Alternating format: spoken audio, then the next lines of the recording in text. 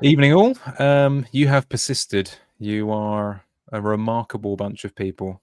Wonderful, wonderful. Just sticking around, supporting us, even when one of us has a tech gremlin every week. So that's very, very kind of you. Just for you as well, I've worn the rust-coloured cardigan this week. More on that later if we have time. But that's just a little bit of a treat for those who listened in last week to our pod with Baker from Above Average. Danny, it might be cold. Sorry, not cold actually. Dark and miserable outside. But how are you this evening? Yeah, Bring in the joy. Yeah, I mean, I'm a summer person, and I don't like it when it gets dark. But I do find ways to enjoy it. I was already sort of thinking. I went for a little walk before, and I was thinking I'm looking forward to our like Christmas stream, whatever that is. We'll do a bit of it. I'm looking forward to it because I always remember years ago, like went on the wire, and we did a pod. Just me, it was me, Baker, and Late Riser, and we just had Christmas trees in the background. We all had a beer, just chatting football as if no one was there. And I thought we have to do that at some point this year. Just have maybe more than once, but me and you will just have a. And whoever wants to come on, we'll just have a little winter stream with a few cold jars. Nice. But yeah, I'm good, thanks, mate. And just before I forget, actually, just to completely go on a more boring subject, please, the chat, let me know if the sound is okay, and just let us know immediately. Like, we really appreciate it, because I hate there being bad sound. And obviously last week, just for like 2 minutes, my microphone for some random reason didn't sound good, did it? And Baker told us afterwards, and as soon as he started speaking, it was fixed and it was fine. So please let us know straight away if there's any sound, because Richie will just start speaking and we'll get it fixed. Yeah, what can I say? I mean, they're absolute pros over at Above Average. Baker just knew exactly what to do. We're sort of, I don't know, if last season we were sort of toddlers kind of wandering around and stumbling about in the nursery, this year we're kind of, I don't know, we're teenagers exploring for the first time and trying to make good on our new experiences. That's not going to go anywhere, that analogy. Let's say hello to the chat, because that's much more safe to talk about. Let's have a look. So other people seem to be agreeing that it's dark and gloomy where they are. Heather, she's in Ireland. I didn't know that. That's exciting. Dark and miserable there. Gareth also, autumn is here. The field fair have arrived. And lots of, besides, we haven't seen Matt Bugsby for a while. Hello there, Matt. How are you? And yes, apologies for those who are affected by the tech gremlins a little earlier. Nice to see as well. We've got our good friend. I'm guessing that is Fraser, who's got. That was his old name, I think. Yeah, you must remember his old name, Arrows. Yeah, probably. Well, we've known each other for. Oh God, it's embarrassing, isn't it? In a way, about 6 years now. well, same. I think you probably know him better than me. But obviously, I've been friends with him for ages. So, but yeah, he was Arrows back in the day. Yeah, Arrows. Perhaps he's a darts guy, really, secretly. Yeah. Never know. Can we just say as well, because you're feeling. I mean, sure, you're going to get to it, but Peter in the chat, I assume that's how you pronounce it, but it's obviously spelled. It's obviously Finnish. He's got 6 months of total darkness now. Finland is a different ball game, isn't it? Oh yeah, it's serious. So for those of you who haven't heard me mention it before, but I used to do some wintering in the far north, doing sort of research and all that sort of thing inside the Arctic Circle. Although I'm not a geographer, so if you think that that's the case, it's definitely nothing like that. But yeah, so putting up with melancholy long winters is something that I've done before. But well done to anyone who's pushing themselves through Scandinavian winters. It's not the easiest thing. They need to go to the sort of light parties and all the things that will cheer them up. So that sounds absolutely fair. So get out there while it's light at the moment, because that will boost your mood. Eat plenty of mushrooms, that sort of thing. I know that one or two of you don't like me saying that, but anything for vitamin D. So all the health tips there this week. Good. Well, okay. This is an interesting week, actually. So I'm going to kind of crack on and get the slides up there. We've entitled it Stick or Twist, Big Decisions Ahead. And it is an absolute nightmare this week. Danny will attest that on, I think it was Saturday or Sunday night earlier this week, I was already wobbly with my 4 transfers. I've never got to this point before. And actually, it doesn't make life any easier. I kind of miss, I don't know whether anyone else feels like that. I kind of miss the the thing where you have 2 free transfers and you have to use one, so just to get your fix of doing the move. I know that there are pros and cons of it all, but there's a little bit of me that's like, oh god, rolling 4 to 5 or whatever it is, it's agonizing. I've made a transfer for about 2 months or something. It feels like it anyway. Probably not true. Yeah, it is it's interesting, isn't it, though? I haven't really thought about that much in terms of like how that changes people's style of play and stuff, because there was definitely a lot. It definitely led to a lot of suboptimal transfers, I reckon, generally, but in the past, when you had to use one. I don't know. I don't need to think about that. But yeah, but no, it's another psychological aspect to the game. And like one, for example, this week, we'll talk about it later because I don't want to kind of ruin the pod by banging on about it already.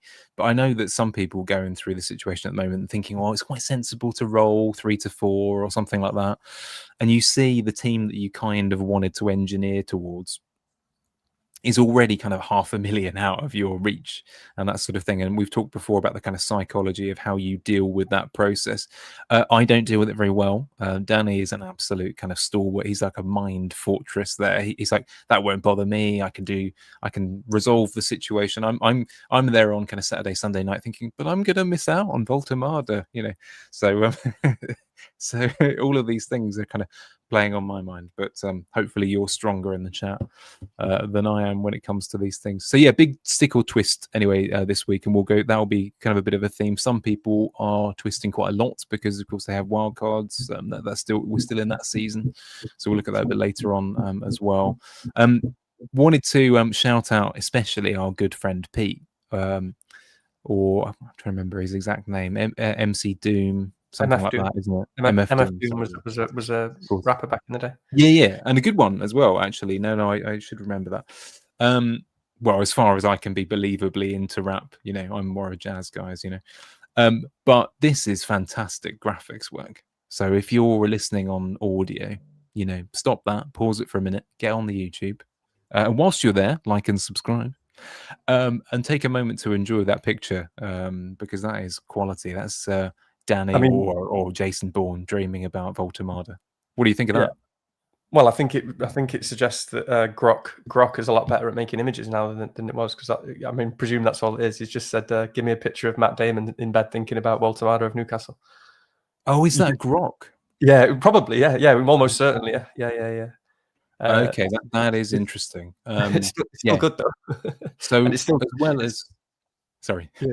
No, I was just going to say it's still pretty much exactly what happened to me prior to the last pod. Although I wasn't in bed, I was in a chair, similarly dressed, similarly unready and unprepared. So good stuff. So that's good to know, actually, and I shall remember that. So as well as supplying surprisingly biased news content, Grok can supply AI images of footballers. That's very, very useful to know. Good, excellent. That doesn't actually look that much like Woltemade anyway, but so bad job. This is it. Yeah, it's not perfect. Quick look at the mini league. There's actually been a bit of a change here. I'm pretty sure there's a few changes at the top. So for the last resort mini league, you still have I don't know, about 6 weeks or something like that to join. Maybe a bit more, so up until Christmassy time, I think. But John Hilton, second year was a trial. His team is top, followed by Steve Jones, John Edgar, or Johnny Eggs as we know him, who's made a bit of a leap, I think, from 6th to 3rd, if I remember rightly. I noticed that he was on above averages pod this week. I'm pretty sure I noticed he was top of their Patreon league, wasn't he? He was slutting around in everyone else's league, but he was top of theirs. But it was the Patreon league, to be fair. Paul Earton in 4th, Sean Claridge in 5th with Kai Hard, which is a pretty cool name. And a new guy, as far as I'm concerned anyway. Sorry, Zach, if you've been knocking around for a while. Zach Farnell, with his team name Farnell Score, which is quite good to be fair. 90 points. And player of the week, I'm going to believe that this is the real guy. Luke Shaw with 102 points. There are not only he's getting starts for Man United at the moment, isn't he? He is. Yeah. He is. So not only is he doing that and getting bad boy wins at Anfield, he's also rocking up with 102 points. Yeah, and that's pretty good. What a week. He's very impressive. Is he playing at left back or left centre back, or what's the deal at the moment? I know this is Yeah, irrelevant. left. No. 'Cause I mean, you know, I don't know when we're going to talk about United, but damn, it's not often that I want to say, "Oh, I can't wait to talk about Man United this week." But yeah, no, left centre back. I mean, he's Luke Shaw. He divides opinion, doesn't he? We won't go too far into Luke Shaw, but on his day, he's some player. Yeah, absolutely. No, very good. Actually, some interesting things. Actually, I'll mention from the chat in a minute. It looks like Enzo is back for Chelsea today, which is annoying actually because I'd kind of put him out of my mind. Starting, That's the wrong share. But Frazier has just let us know, so he's an option for game week 9 potentially. I don't know about you. When I'm sitting around with 4 transfers, I'm kind of like, I kind of want a little bit of chaos. Really, I'd quite like one of these guys who everyone has not to be available or something like that. But yeah, we'll sort that in a minute. Yeah, so make yeah. sure Anyway, sorry, don't mean to interrupt you, Rich, but make sure we talk about, because we always forget things. But let's talk about Chelsea then, because I hadn't really thought about that. And Gui's starting, isn't he? but there are some things to consider regarding Enzo, and the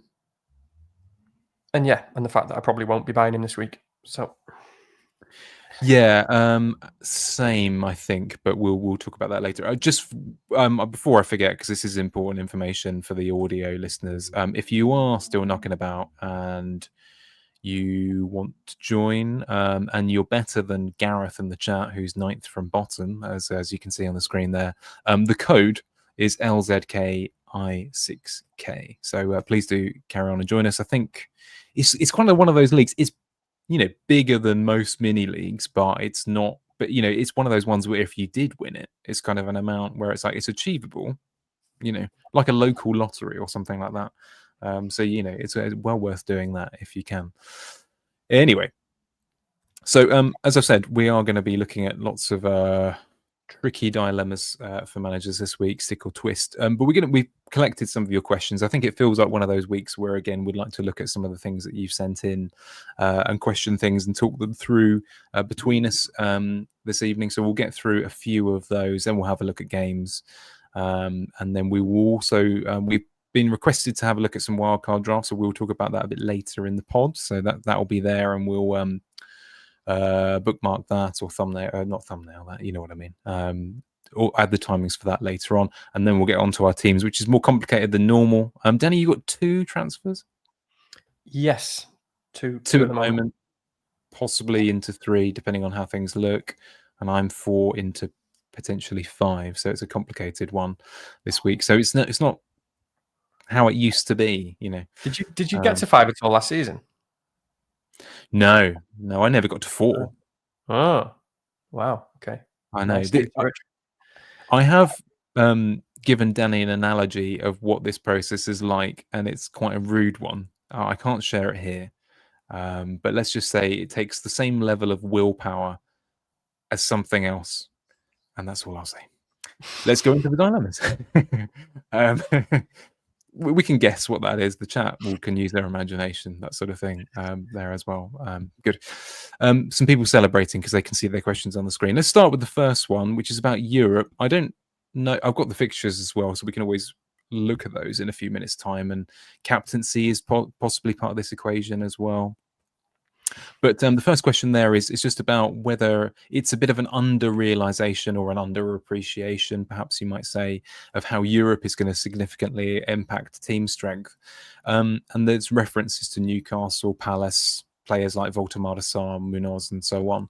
I think that is quite an interesting question, isn't it, Danny? Because, for example, I think a lot of people are quite excited about Palace this week, for example. Mateta is probably the best example of a player it was on people's radar. People would have bought him in game week 10. There's no doubt about it because they've got nice fixtures and he's the main striker with penalties and all that sort of thing. But we had reservations because of the potential for minutes and stuff, and he misses a lot of chances.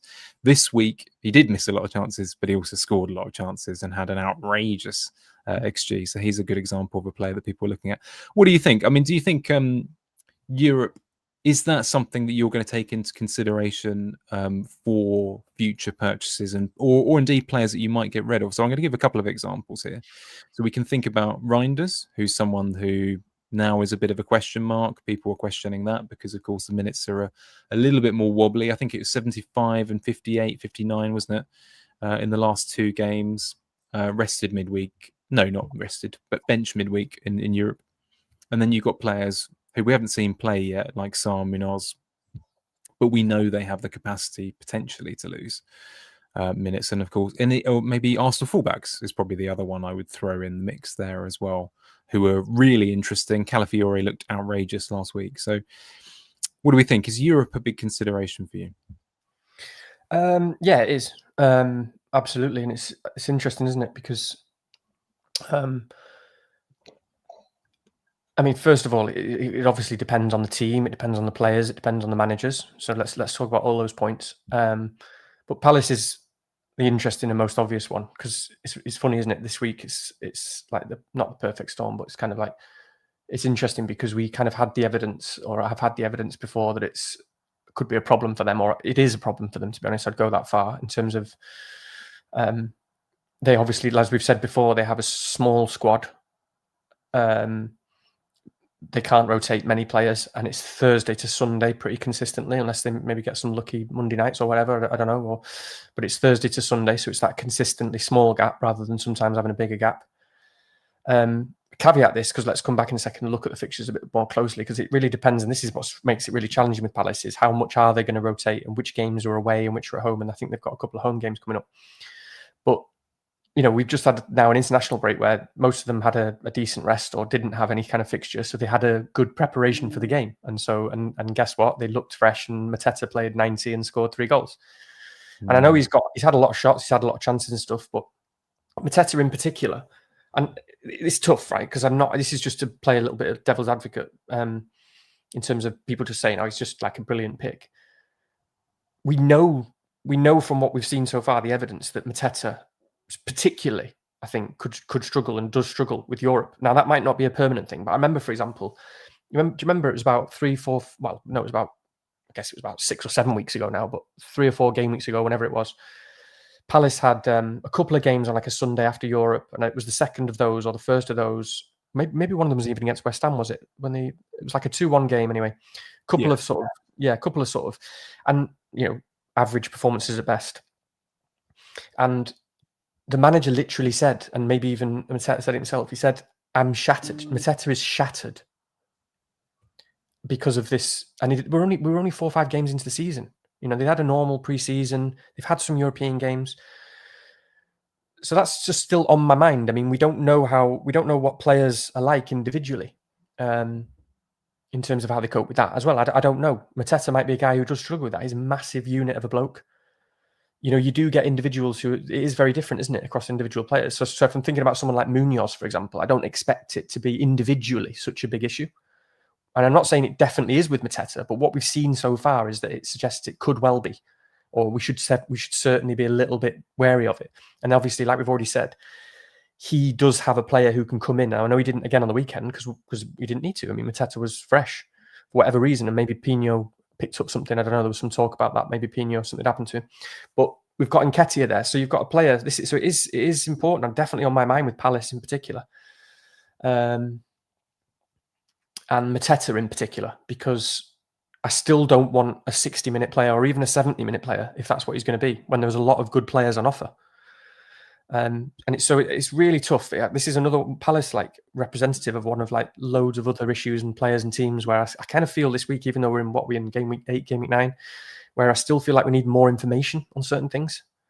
I still feel like I'm not completely set. I don't really know, and it's like that relates to Sarr as well, because maybe Sarr is a bit better at coping with it. Maybe Sarr, I mean, he rested Sarr, didn't he? Was it a couple of weeks ago, a couple of European games ago, when he didn't play in Europe or something, or he came off early or something and then did play in the league? So this also depends on what they look like in their group. I need to look at that actually, because I don't know if you're more aware of it, but where Palace, how much they can rotate. I know they've got, so I'm looking now, they've got what looks like a good, relatively easy home game in Europe next. And significantly, it's at home, so they're not traveling to they're not traveling to, Russia or something like that. They're not going to Minsk or something. So, but then they've got that's Arsenal after that anyway. Then Palace have got Liverpool in the EFL Cup. What are they going to do for that? I'm not sure yet. I've not really thought about that, but I expect them to because they know they can win that cup. They know they're good enough to win that cup. They're already a cup winning team. I don't really expect them to rotate in that game. So I don't know. I'd have to think more about that. That's on the Wednesday. And then they've got another game, and then Europe again. But again, it is at home against AZ Alkmaar. So I don't know. What do you think about Palace? Like that? I'm sort of basically thinking, yeah, obviously I've said what I've said about Mateta. I still feel like I need to see kind of more, although the other strikers in other teams aren't fantastic anyway. So it kind of feels like maybe you can go there. Yeah. You know? Okay. So I agree. I think that last point that you raise is a really important one, which is that, okay, so for a lot of managers at the moment, and I do think, in the next couple of days, it's going to be really interesting just to hear whatever snippets we can get about that kind of third striker situation. Whether we can hear the potential for, Krupi or Gu being useful to us in some way. Obviously, okay, it's a word of caution. Don't get excited about either of those players tremendously because, of course, there's still too many caveats in terms of their minutes and that sort of thing. But I still broadly prefer. You talked about people who are going to be effective for minutes and routes to points and that sort of thing over the next sort of period of time. Let's just talk about the next sort of 3 or 4 games up until the next international break. There are still more people I would kind of put my house on in those midfield slots. Now, the thing with Mateta, I mean, we've both had reservations about him before. I've never owned him, by the way. And by the way, he's always battered me. It always feels like he's always battered me. He probably hasn't. And actually, I'm sure a lot of managers have done this. If you clicked on, you've done the thing in the app, had a bit of a look and be like, of course, his points up until this weekend were okay. They're not staggering. The XG's been good, takes a lot of shots. We know he's in the right places. We know he's on penalties. We know the value is there, because he's at that point, right? It's for someone who's on penalties and gets pretty decent minutes and is playing for a team at the top of the charts when it comes to XG at the moment, at least. It's hard to build a tremendous case against Mateta other than, simply that he's going to miss a few minutes. But in comparison to the other strikers, and I think that's the big conversation here, this is why he's an appealing option. So that's a little bit of a Mateta aside. And Crystal Palace generally, I think one of the things I like tremendously about them, and it won't shock anyone, it's pretty obvious by this point, is you do know who's going to be involved. Now, the problem is, as Danny says, is there going to be less involvement because of tired legs and that sort of thing? Home games in Europe help. I think it's a reasonable case. I don't know whether it's sort of triple up territory, but to have, solid picks like Munoz and Sarr, who are going to very high probability of being involved, it would be hard to turn that down completely. I'm someone who, for example, straight choice between Enzo and Sarr. I know Enzo is a very popular pick at the moment, and we'll talk about him in a bit. I'm still going to go with the guy who I trust to be in the right positions, to be the one that plays more like a striker. His position won't broadly change a great deal, so I'm still pretty interested in them. I do believe that Palace's defence has, numbers-wise, might have dipped a little bit. I can't absolutely prove that because there's nothing in front of me to look at it at the moment. I will come to that perhaps a bit later. But yeah, I do think it's a concern generally, though, European minutes. You do need to look at the different schedules and so on. I just happen to think that Palace are a good example of someone I'm willing to take that risk with a bit more. Whereas there are players, take Gordon's probably an example, isn't he? Obviously, he's doing well in Europe midweek. Would I buy him at this point because of that knowledge that they've got other great wingers? Probably not. But sorry, did you want to respond to No, that? I mean, Palace is such an important team to discuss, and they are fascinating at the moment in so many regards. And I don't know, it probably means skipping past too many slides, doesn't it? Thinking about the non-pen XG, because I've just got it up as well. But this is a team who, so they're top of the league for non-penalty expected goals scored, which is incredible, right? First of all, that's ahead of City, Man United, Liverpool, so 15.8 non-penalty expected goals. Yeah, there we are. So the thing with Palace is, first of all, because this is another thing I'm considering, and this is really important. We, it's so early in the season. What were you going to say? No, I knew that they were top of these charts. Sorry for anyone listening. I'm just pulling a face because I hadn't kind of appreciated something. But it's the big chances I know. column Big chances. that really I genuinely hadn't seen that part of it. Okay, wow. Yeah. So, and this is what I mean, whereby there's one side of it where at the extreme end of the positive Palace scale, where what we might not be appreciating yet, because again, it always, rightly so, takes us a long time to readjust in our mind, like what a team is, rightly so. Like Palace might still be like way better than anyone realizes, first of all. And that's really important to think about that and sort of acknowledge where most of us have them in our minds. Because again, rightly so, you don't want to shift these things too much. And that's why models don't, and that's all that sort of stuff. That's fine. But for me, I have it in the back of my mind that first of all, Palace might be way better than we understand, because there can be big shifts like that. It's perfectly plausible for that to happen for a whole load of reasons. And they've got a brilliant manager and they've got a fantastic team. And as I've said so many times, the base that they've got is sensational. The three centre backs they've got are sensational. They're so good. I always think about Mark Guay, by the way, just in that. Never mind the other two, who I just think is such a clever player, and so are the other two. Yeah. Do you know what I mean? But I just think these guys are really intelligent, and they're it's not difficult for them to sort of they know each other now so well. So when you combine familiarity with intelligence, you get something that just works like a well-oiled machine, and it's not difficult for them. It doesn't matter who they come up against, which we've seen. They won cup finals, they beat Man City, they beat Liverpool, whatever, on penalties, whatever it was. Getting them all mixed up now. They are a serious force. So this is one side of it, and that's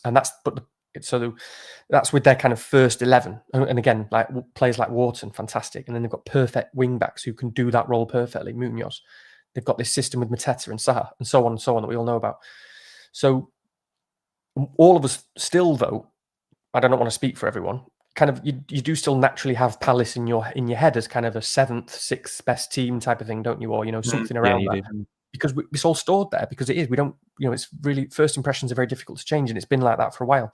So we don't know yet if they're actually just way better than we realize. And so I've got that in the back of my mind all the time, to the point where I'm like, I need to be ready to jump on if I'm, and I am already at that point, where I'm like convinced enough that this is really serious and really important, because as you say, they've also got very predictable players. Now, the big problem with that is twofold. Is first of all, obviously they can't rotate much. You're still there, aren't you? Yeah. You were so still. You were so still that I thought you'd frozen. It was like an incredible freeze frame. But they obviously, like you said, the players are predictable. So I mean, the combination of nailed players and where the points come from, and a team that's incredible is unbelievable as a combination. The caveat, then, the other part of thinking about that spectrum is Europe. It's really significant, and I don't know yet what it. I mean, if we look, when you think about those stats, so because someone might say, "Well, look at those stats. They've played some European games," but actually, the games that the only times they've played in Europe this season, certainly travelled. One of them, certainly the first ones I can remember. One of them afterwards was Sunderland at home, which was a 0-0. So basically, got nothing out of Sunderland at home following Europe. The next one was the week after, which was West Ham away, and they won 2-1, but it wasn't convincing. You will probably remember that. And that's where they went Europe, Sunderland, West Ham, and that's when all the talk came out of he's shattered, they're shattered, and that was only 4 weeks of quick turnaround games. And then the next one was Everton, which we said on the pod again. This is what we expect to happen. We expect them to get tired. They looked fantastic for 60 minutes, then they fell to pieces because they were absolutely knackered, and Everton won, so they lost. So their results after Europe haven't been good. So it's really difficult to balance what we're seeing as a fresh team and a brilliant manager and brilliant players and top of the league for non-pen XG and all these big chances. Fantastic. But they do have European games, and they have lots of games. They have a tight schedule. And even the week they don't have a European game, they've got Liverpool in the EFL Cup or whatever, which I expect them to play a good team for. So it is so difficult. It's so difficult. And without labouring the point too much, I still think, despite all that, that Munoz, for example, is fantastic, and the defenders are fantastic still, because you just sort of have to at least to some extent, play what's in front of you, play what you see. And I think Sarr is fantastic. I don't know why. I have him ahead of Mateta. It's probably just that's that fitness thing and the rotation option. But I don't know about you in that regard. But I'm certainly. Do you see what I mean? It's very difficult, isn't it, to conceptualize them at the moment? Yeah, actually, just while we'll carry on talking about it briefly, but I just want to read this out for audio as well. For those of you who are listening in, we have brought up a table earlier for Team XG non-penalty. Palace are one of the top teams for goal attempts, but the most impressive stuff is they're top of XG for set plays, only above Arsenal. So that's really important. They're 5.84.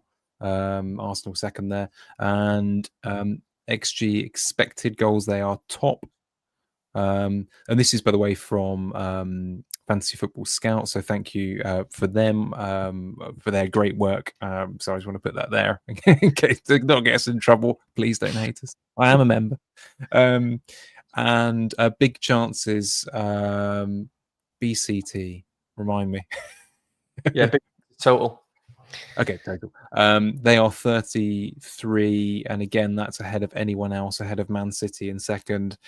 And yeah, XG non-penalty, they are top, 15.8, and the next best team are over a goal behind, and that's Man City. So really, really very impressive. But the point I wanted to just bring back to as well, and I think this is quite an interesting one, sorry for skipping all of those, is that actually, I was just thinking whilst you were explaining your initial answer there, and there is a strong case, isn't there? Is that, okay, you think about every position, really, outfield position at least. I think there's a genuine argument that outside of Haaland and to the only other team that's comparable and having a top player in each position is Arsenal, probably. So they are second or third best team in for FPL picks. You'd have to argue there is an argument for first, but we can have that argument. But they're in that kind of situation because you do trust their involvement. And again, in comparison to the only other team who have that as many options are Arsenal as well. With Palace, I think Danny said it a couple of weeks ago. Any other season we'd be picking Henderson, but we're not picking Henderson, obviously. You've got Lacroix, for example, who you should be happy with, and you're probably not happy with, which is an embarrassment of riches or luxury in some ways.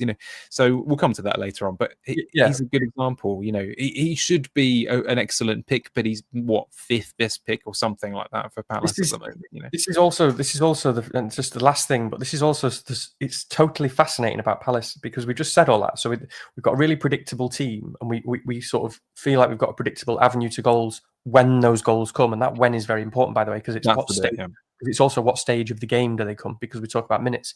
But every player comes with a significant caveat, which is absolutely fascinating.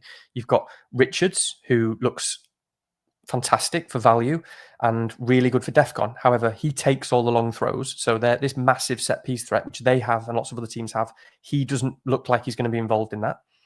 You've got Lacroix, who is losing his biggest strength because it was supposed to be the DEFCON, but that's not looking the case. So you just don't know. But he is on the end of those set pieces, and I've not liked him recently, but he is on the end of those set pieces, which is big. And he also appears to be very good for bonus. I'm following it every game, and he's always right up there for bonus, despite everything else.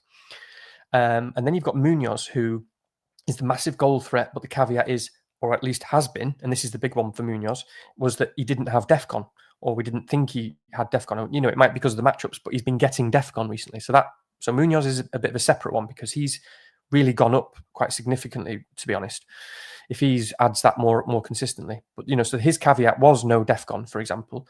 So he really does stand out in a way. And then obviously you've got Sarr, who is the perfect FPL player who doesn't have any of the avenues to points. If you just took just non-pen XG is the best thing you can have in FPL, but it's really important to have all the other stuff: minutes, set pieces, penalties, whatever else. And he doesn't have any of those. He kind of does have minutes, although we don't really know what Europe's going to do. So he has a massive caveat in that he's just a non-pen XG guy. And then you've got Mateta, who's got penalties. He's got non-pen XG. But I'm not convinced that he has the minutes. and it is still a big caveat, even though could still be a good pick. I still think, certainly for this big period now of congestion, that he's going to be a 60 to 70 minute player at best. I think he probably is. So it's really interesting, isn't it? It's that every single player has their unique quality and their very specific kind of deficiency. I mean, actually, just to add one more thing there, which is you're talking about caveats for Palace. Now, I've just said a minute ago that arguably, equal or behind Arsenal, they're the team that has probably the most options and the most, and they have a good player in each position, that sort of thing. Equally, just to go with your line of thinking, there's an argument that in every position where you're faced with a 50-50, you don't need them. Which exactly. I know is going to go against the a grain of thought this week. But okay, absolutely. You got Enzo. You don't necessarily need Sarr, or maybe you skip him. You have a spare Arsenal spot in defence, so you're going to pick Timber over Munoz. Well, you could do. Yeah, that's absolutely fine. You could even pick Calafior. I think everyone in their right mind has probably got Gabriel by this point, but if they're not, they will be. And Mateta, it's like, well, if you've got Pedro and Woltemade, or Haaland, or two of those three, etc. Do you need to switch? I mean, exactly. I might be in a ridiculous position where I have 5 free transfers at some point soon, and possibly it's the one. Maybe I would make that decision. I don't know. I haven't thought about it yet, but there's an argument to go against them completely, isn't there? So it's a ridiculous situation. Exactly that. It's hilarious, and we're going to look at some wildcard drafts. And we'll talk about that exact thing in a minute. But yeah, because of those caveats, exactly as you say, when you look at Sarr, you look at someone like an Njai at the moment. Well, he's got everything that Sarr doesn't have, which is a lot of things. It's a lot of points. It still is. So it isn't. It doesn't. It makes there isn't much of a gap there when you've got DEFCON penalties, set pieces, and minutes versus a guy who's pure non-pen XG. It's weird. This is exactly why sometimes waiting can be very helpful, because I think there was a week, I don't think it was it last week or the week before, where a lot of people looked at the fixtures and thought, oh, Njai, bad game, Bruno. Well, we know it was okay in the end, but people thought it was a bad game. And people were choosing between Njai and Bruno to sell. Give me a moment. I'll be with you. But it's weird to think that, weirdly enough, that 4-pointer for Njai, and of course Bruno subsequently as well, that fixture, which did, some okay points for both of them, certainly Bruno, but actually it made people feel a lot more confident about them. And Njai in particular was a really, really, good performance and that sort of thing. And I think it's stopped a lot of people selling, was that weird 4-pointer away at City. Actually, I think a lot of people were suddenly like, oh, actually, he's quite good, isn't he? Again, and I don't want to sound like a twat here, and it's no, I told you so or anything like that, because I didn't say it too explicitly. But if you remember on the last pod, I brought up the subject, and I didn't want to, you know what I mean? I don't like to convince, but I brought up the question even to you about Minter versus Njai, didn't I? Because for my team, I would have played Njai. It's avenues to points for me. Like, I would have played Njai over a lot of people against Man City away, because it's just an objective avenues to points thing. And I know he just got DEFCON in the end. It wasn't like it was a big deal, or it wasn't much. And I'm not saying it was right or wrong. It's just that how I would have approached it, rightly or wrongly, because it's a huge thing, avenues to points. And that's what he walked away with, 4-point blank. Do you know what's interesting you say that? Because when I look at some draft, directions of travel soon, it's weird to see a lot of people are bringing in or thinking of bringing in Minte, and I'm already thinking I might sell him, which is a really odd position to be in, but it might help me later on down the line. I mean, I'm going to give my view on that now, just very quickly. I've been watching. He's playing on the left. I don't like him on the left. You said about the routes to points, etc. If he was playing in a free-flowing attacking 3 and cutting in a bit like Salah, it's not like Salah, but a bit like Salah, then great. He's probably worth it. He can do a sort of cheap Sarr, so to speak, as a kind of second forward type thing. I'm a little bit more edgy about that one now, and like actually selling him or Reinders, you would think, oh, it's obvious. Obviously, you do sell Reinders, but again, it's another thing where I wouldn't mind another week to think about it, and so that on my plane.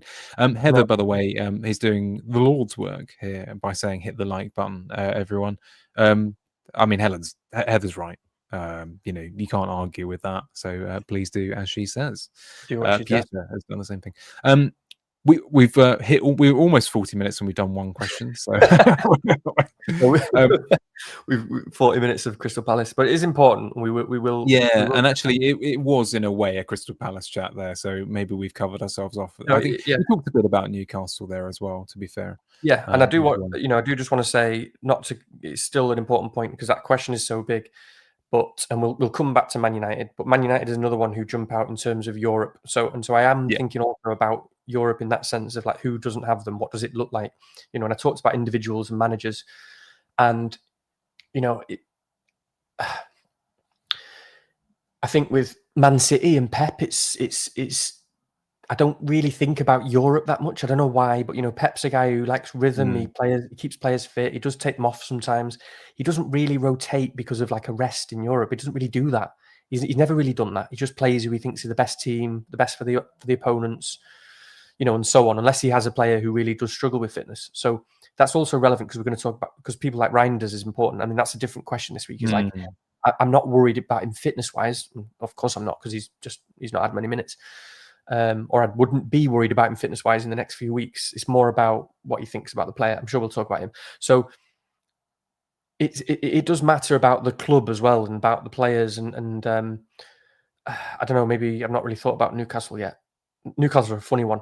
But, so Man United is really comfortable because Man United will have to talk about because there's still worries about them as a team in terms of what we think of the next few weeks. But I mean, you're talking about players, especially players outside of Bruno. Not having in Europe is huge. They're not even in the EFL Cup. It's really, really nice, isn't it? And big for minutes and assurance. It's such a big thing. So is there anything else we should add on that? Because in certain teams, there probably is.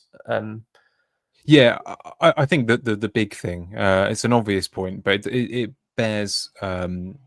reminding, but there are a lot of teams in Europe this season, so it is something you can't ignore it. You are going to have to deal with them, and you are right to use Haaland as an example. Let's be honest, if he doesn't need to do a great deal around the pitch, etc. So he's not a player that I worry tremendously about. I know it's a bit simplistic, but there is some truth in that. But yeah, I do agree with you. There are certain teams, Bournemouth are the obvious one. That's why we feel like we can rely on. That's why I'm not really thinking about the two that I've got from them and remotely considering moving them on because you know what they're going to do. At least it's a feather in Minte's cap, so to speak. If you have him like I do, not many people do, then it's probably enough to think, well, he's all right as an 8th or a 7th in a team with bigger picks. And it's Everton. It's Everton as well, by the way. So we're talking about Ndiaye. Ndiaye is another one. No Europe. It's just another little tick. It's a tick that you should. I'm sure everyone always is, but I'm very aware of Europe, and it's the players who don't have Europe is a big tick. I think also no one's talking about it yet, but with AFCON. That's another one of those things where I don't want to bring it in too early because we got all those extra transfers coming up later on and that sort of thing. But perhaps it's another. If you're considering like an Mbeumo, for example, then okay, so you can. It's easier to push that factor out of your mind a little bit because you know that the minutes are secure. Whereas I can't think of an easy example, but if there's a player who you're not 100% sure and you need just a tiny little tick. Then perhaps that's a sort of creeping one at the back of the mind as well. There aren't many who are in that position really, but Gordon or something like that, someone who's got Europe. Yeah. If Gordon was African in particular, that would be it. No, I'm joking. Sorry, I thought you meant in terms of who's got European games midweek, but yeah. No, you're right. No, you're absolutely right. I was trying to make a bad joke. You never know. There are a couple of questions. I don't know whether I'll spend a great deal of time on these, but I'll just touch on them briefly. Fixtures, how much of a priority are they as, say, last season? I'm not.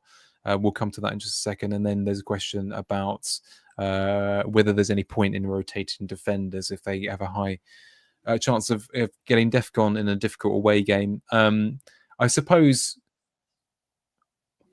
Actually, I'm going to go back to front a little bit here and just very quickly have a comment on that last question, because I think probably the obvious example of who to talk about there is Senesi. And for people wondering whether they need to bench him for perhaps the next few weeks. By the way, if you didn't hear the siren, you can actually see it behind me now through the curtain. Do you want to give a quick comment on that? I don't feel like we want to talk about that a lot. Yeah, but, we'll do it really quick. I mean, I see these as the same question. I think it was Mikey who asked the middle one, and I don't know if he meant that because I don't think he got back to me in time, but I think he was kind of saying that. So, I mean, I don't really know. I feel like I've moved on from this in my head in terms of like DEFCON is a thing. There are fewer players to choose from in defence because of DEFCON, because some of them are standouts. You still want to rotate weaker defenders where you can.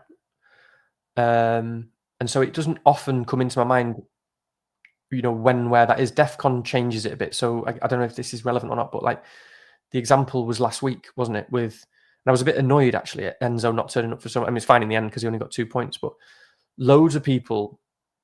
And I don't mean to dig anything out. It's not, again, it's just how I saw it. But there was a bit of a debate, for example, on starting a Leeds defender versus Senesi, and that's your sort of classic rotation in terms of fixtures and so on. And I know Leeds have been very good, and they've been very good defensively, but they're a promoted team. Then it's a different caliber versus a Bournemouth, for example.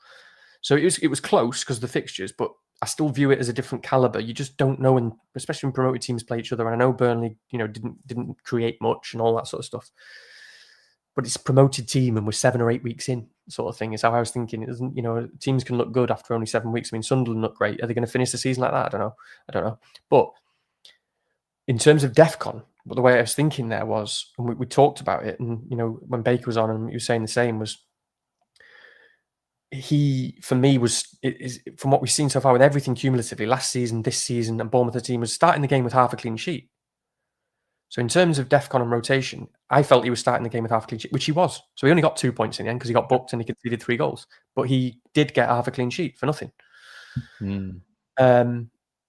So that's significant. How does it, in terms of fixtures, though? I know it's a sort of separate question. I just think you have to reach a threshold. You have to reach a threshold to get beyond DEFCON relevance. And when the player reaches that threshold beyond DEFCON relevance, then you want to play them. And that means that they're an elite defender who I would basically never rotate anyway. So that's another reason why I'm probably a weird one to ask, because I'm someone who never really has rotated elite defenders, whereas other people do, rightly or wrongly, and other, whatever so-called top managers do. And I'm used to always be surprised if they'd like someone would bench, because the model would tell you to as well. Like bench, for example, Trent Alexander-Arnold away at Man City. I would never do that. I never did that. It's just not my style. I don't bench elite defenders. So I rotate them less anyway, in a sense. But again, they're defenders who've gone past that threshold of DEFCON relevance. So for example, Gabriel, he doesn't need DEFCON to be, one of the best, if not the best defensive pick in the game. He doesn't actually need it. It's actually just a bonus now because Arsenal is so absurd at defending and getting clean sheets, and he's got goal threat that he's gone beyond that. Timber has gone beyond. He doesn't need DEFCON. He's not even in the DEFCON conversation, I don't think. But he's gone beyond that. So he's gone beyond that threshold of relevance where I would just play him every game anyway. And to an extent, maybe Munoz or someone like that is, where they're beyond that DEFCON relevance. And someone like Gyokeres possibly isn't, where he has been previously. For various reasons, in my mind, isn't beyond that threshold. And so for me, it's just quite simple. When a defender goes beyond that threshold, I play them every game. And at the moment, because we've got quite a few of them, that only really leaves one space anyway for your potential rotation or your defensive contribution player that's not beyond, Senesi, we're playing every game not because we're playing him because of the DEFCON as well as the other stuff. So he's also plays for a good team. You know what I mean? I don't know if this is all really obvious, but he is underneath that threshold of DEFCON relevance where I could rotate him. Absolutely. If he was playing Man City, if he was playing Liverpool, any of these guys, I might rotate him. Do you know what I mean? So nothing's really changed for me apart from the pool is a bit smaller, and there are certainly because of Arsenal fewer places even to think about rotation because they're beyond rotation. I think no, I would agree with that. And actually, it's you know, a lot of the examples that you gave are really pertinent there. I think if I just want to add one final point on these questions, which is more about the fixtures element in the middle. And I think I do broadly see what my I think it's Mikey or whoever sent the question in is getting at, because I do think fixtures are marginally less of a priority than an example like last season, as far as my perception is at the moment, in the sense that, okay, last season there were a couple of standout, obvious, for want of a better term, whipping boys. I don't think it's quite as simple with that at this point in time. Perhaps with the exception of West Ham. Hopefully that doesn't turn out to be the case. Maybe it won't be as bad as it was on Monday, and so on. But I think it still is it's a case by case basis, isn't it? So, for example, Newcastle, I think, take their attackers, for example, they probably would be less interesting to us, or probably almost considered not of any relevance if they had very hard fixtures at the moment, you know, and then Wissa coming back, that sort of thing. I think if I saw that they had a run of relatively hard games coming up, that would probably be enough to ignore them. Whereas a team like, whereas Haaland is an obvious example, completely exception to the rule, obviously, but you know, no one in their right mind would remove him regardless of the fixtures at the moment because of the level of form, that sort of thing. Crystal Palace, it's easier to justify getting a couple in next week, or if you're interested in that, because of those fixtures and because of the place of home fixtures and home fixtures in Europe, that sort of thing. So fixtures do still matter because they're linked to that first question. You know, like, it would be harder to justify Newcastle, I think, is a good example. Maybe aside from Pope, because Pope looks very, very, you know, just a nice solid pick. So I think it's a little bit case by case, but I see what Mikey's. And also, thanks for that as well, because I see more of what Mikey maybe is asking as well, and not just thinking about defenders and why. Because again, the reason why I struggle with that at first, when I'm just reading it there for the first time, is because of my style and like the way I play, and so I'm not seeing necessarily what he's saying there. Because again, it's probably for some people. I see lots of people where fixtures are really relevant to them, you know, they just that's their approach, and they bring in a player purely based on, like, say 4 or 5 really good fixtures, and that's fine. That's their approach to the game. I don't really play FPL like that. No. I look for players when I talk about players who play in minutes and all that sort of, and all those sort of boxes. Again, this probably sounds really stupid and obvious and like sort of condescending, but I look for players that tick as many boxes as possible. Like, I want players that I don't want to rotate. That's what I want. Because that's just how I play, because there's always so many issues that crop up, and injuries and this and that and so on. So that's probably why I don't think of that question, because I'm like, that's not how I operate. So if I bring in, say, someone like Sarr, Arsenal away is pretty much the only fixture, which happens to be this weekend, where you're like, okay, that's a fixture. Obviously, that's relevant. I'm not saying anyone's fixture proof, by the way. Of course, that's relevant, and of course, there are entry points. You know, you wouldn't bring in Jai last week either when he's playing Man City away. There are entry points, but the entry point is obviously important. But I'm not looking at and bringing someone in for a fixture run for like 4 or 5 fixtures. It's also another reason why I won't bring in Enzo. I'm not going to bring in Enzo, probably not. Whether that's right or wrong, because it's too short term for me. So I always look for players that I'm not going to want to rotate. I don't want a player that I would rotate. I don't want them in my 15, if you know what I mean. So when I think about players like Sarr, Semenyo, and Jai, again, all of this is apart from like Arsenal away. I'm not interested really in the fixtures. Do you know what I mean? You know. Yeah, and actually, that will that's quite relevant to the first question on the side. Who I'm pretty sure this question was Mikey, by the way. So maybe I've mistaken that last one a few minutes ago. But we'll come to Igor Thiago in a minute, who is perhaps a good example of someone who you wouldn't bring in at the moment for fixtures, but maybe if it's a long-term play, that sort of thing. But no, I agree with you. I was just thinking when you said it, I mean, I'm in a similar boat to Enzo. I mean, okay, Danny and I are probably going to get whacked up for a couple of games whilst he goes and scores sort of 12, 13 pointers for 2 or 3 weeks. It happened before, it will happen again, no doubt. But, you know, I would much rather be picking someone I know their position, I know their role on the team. It's not likely to change. I'm happily accept one worse fixture out of the next 4, that sort of thing, maybe even 2. It's not a bother because you're thinking about them long term. I've always shied away against picking players who have this kind of nice little, it's the kind of hot take on X or Blue Sky, or whatever it is. Oh, this guy's 4.3 and he's in the team because of that injury. Get him in. What are you going to do? And it's like, no, no, I'm not interested. Take that away, sir. Thank you for trying to lure me with your attention. Be gone. That would be my kind of attitude to that. So no, I'm with you on that. We're very boring here, and we apologise, but you are welcome to have more fun. I'm going to try and restrict us to no more than sort of 10 minutes on this so we can get to the games and have a look at our team. So let's have a quick dive into Thiago. I'm not going to talk about West Ham because I could be lousy and miserable and all wintry about it. But we won't talk about West Ham.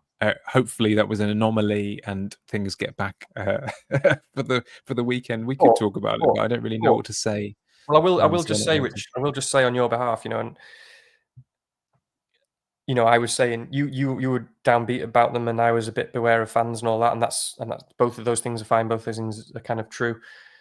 One of the things that I hadn't appreciated, and I don't want you to get you too down about it, but obviously what I'm saying ultimately is you were right to be so downbeat, and maybe you pick up on something that I find quite hard to pick up on actually sometimes in general, because some teams kind of operate so well as a team that they're kind of better than the sum of their parts kind of thing. But I've seen some people say, and I think 11-5, for example, might have been one of the examples, was just kind of saying that the quality of players that West Ham have throughout their squad just isn't good enough. Borderline for this league, you might have even been saying, which I don't want to be too brutal to you. And maybe you were thinking that as well anyway. I don't know. But I wonder about this quality of player thing. And that's like, it's not something that I sort of pick up on very well naturally, I suppose, in terms of a team rather than individual. Yeah, I think it's a good question. I'm not going to, as you say, I won't elaborate too much. But if we take an example of someone who, if you just have a general good awareness of Premier League football, you play a bit of FPL, and you don't really focus on West Ham particularly, you might be forgiven for thinking, oh, Max Kilman's a good player. He was all right at Wolves. He was their captain. Then did he captain West Ham for a brief period? He might have done.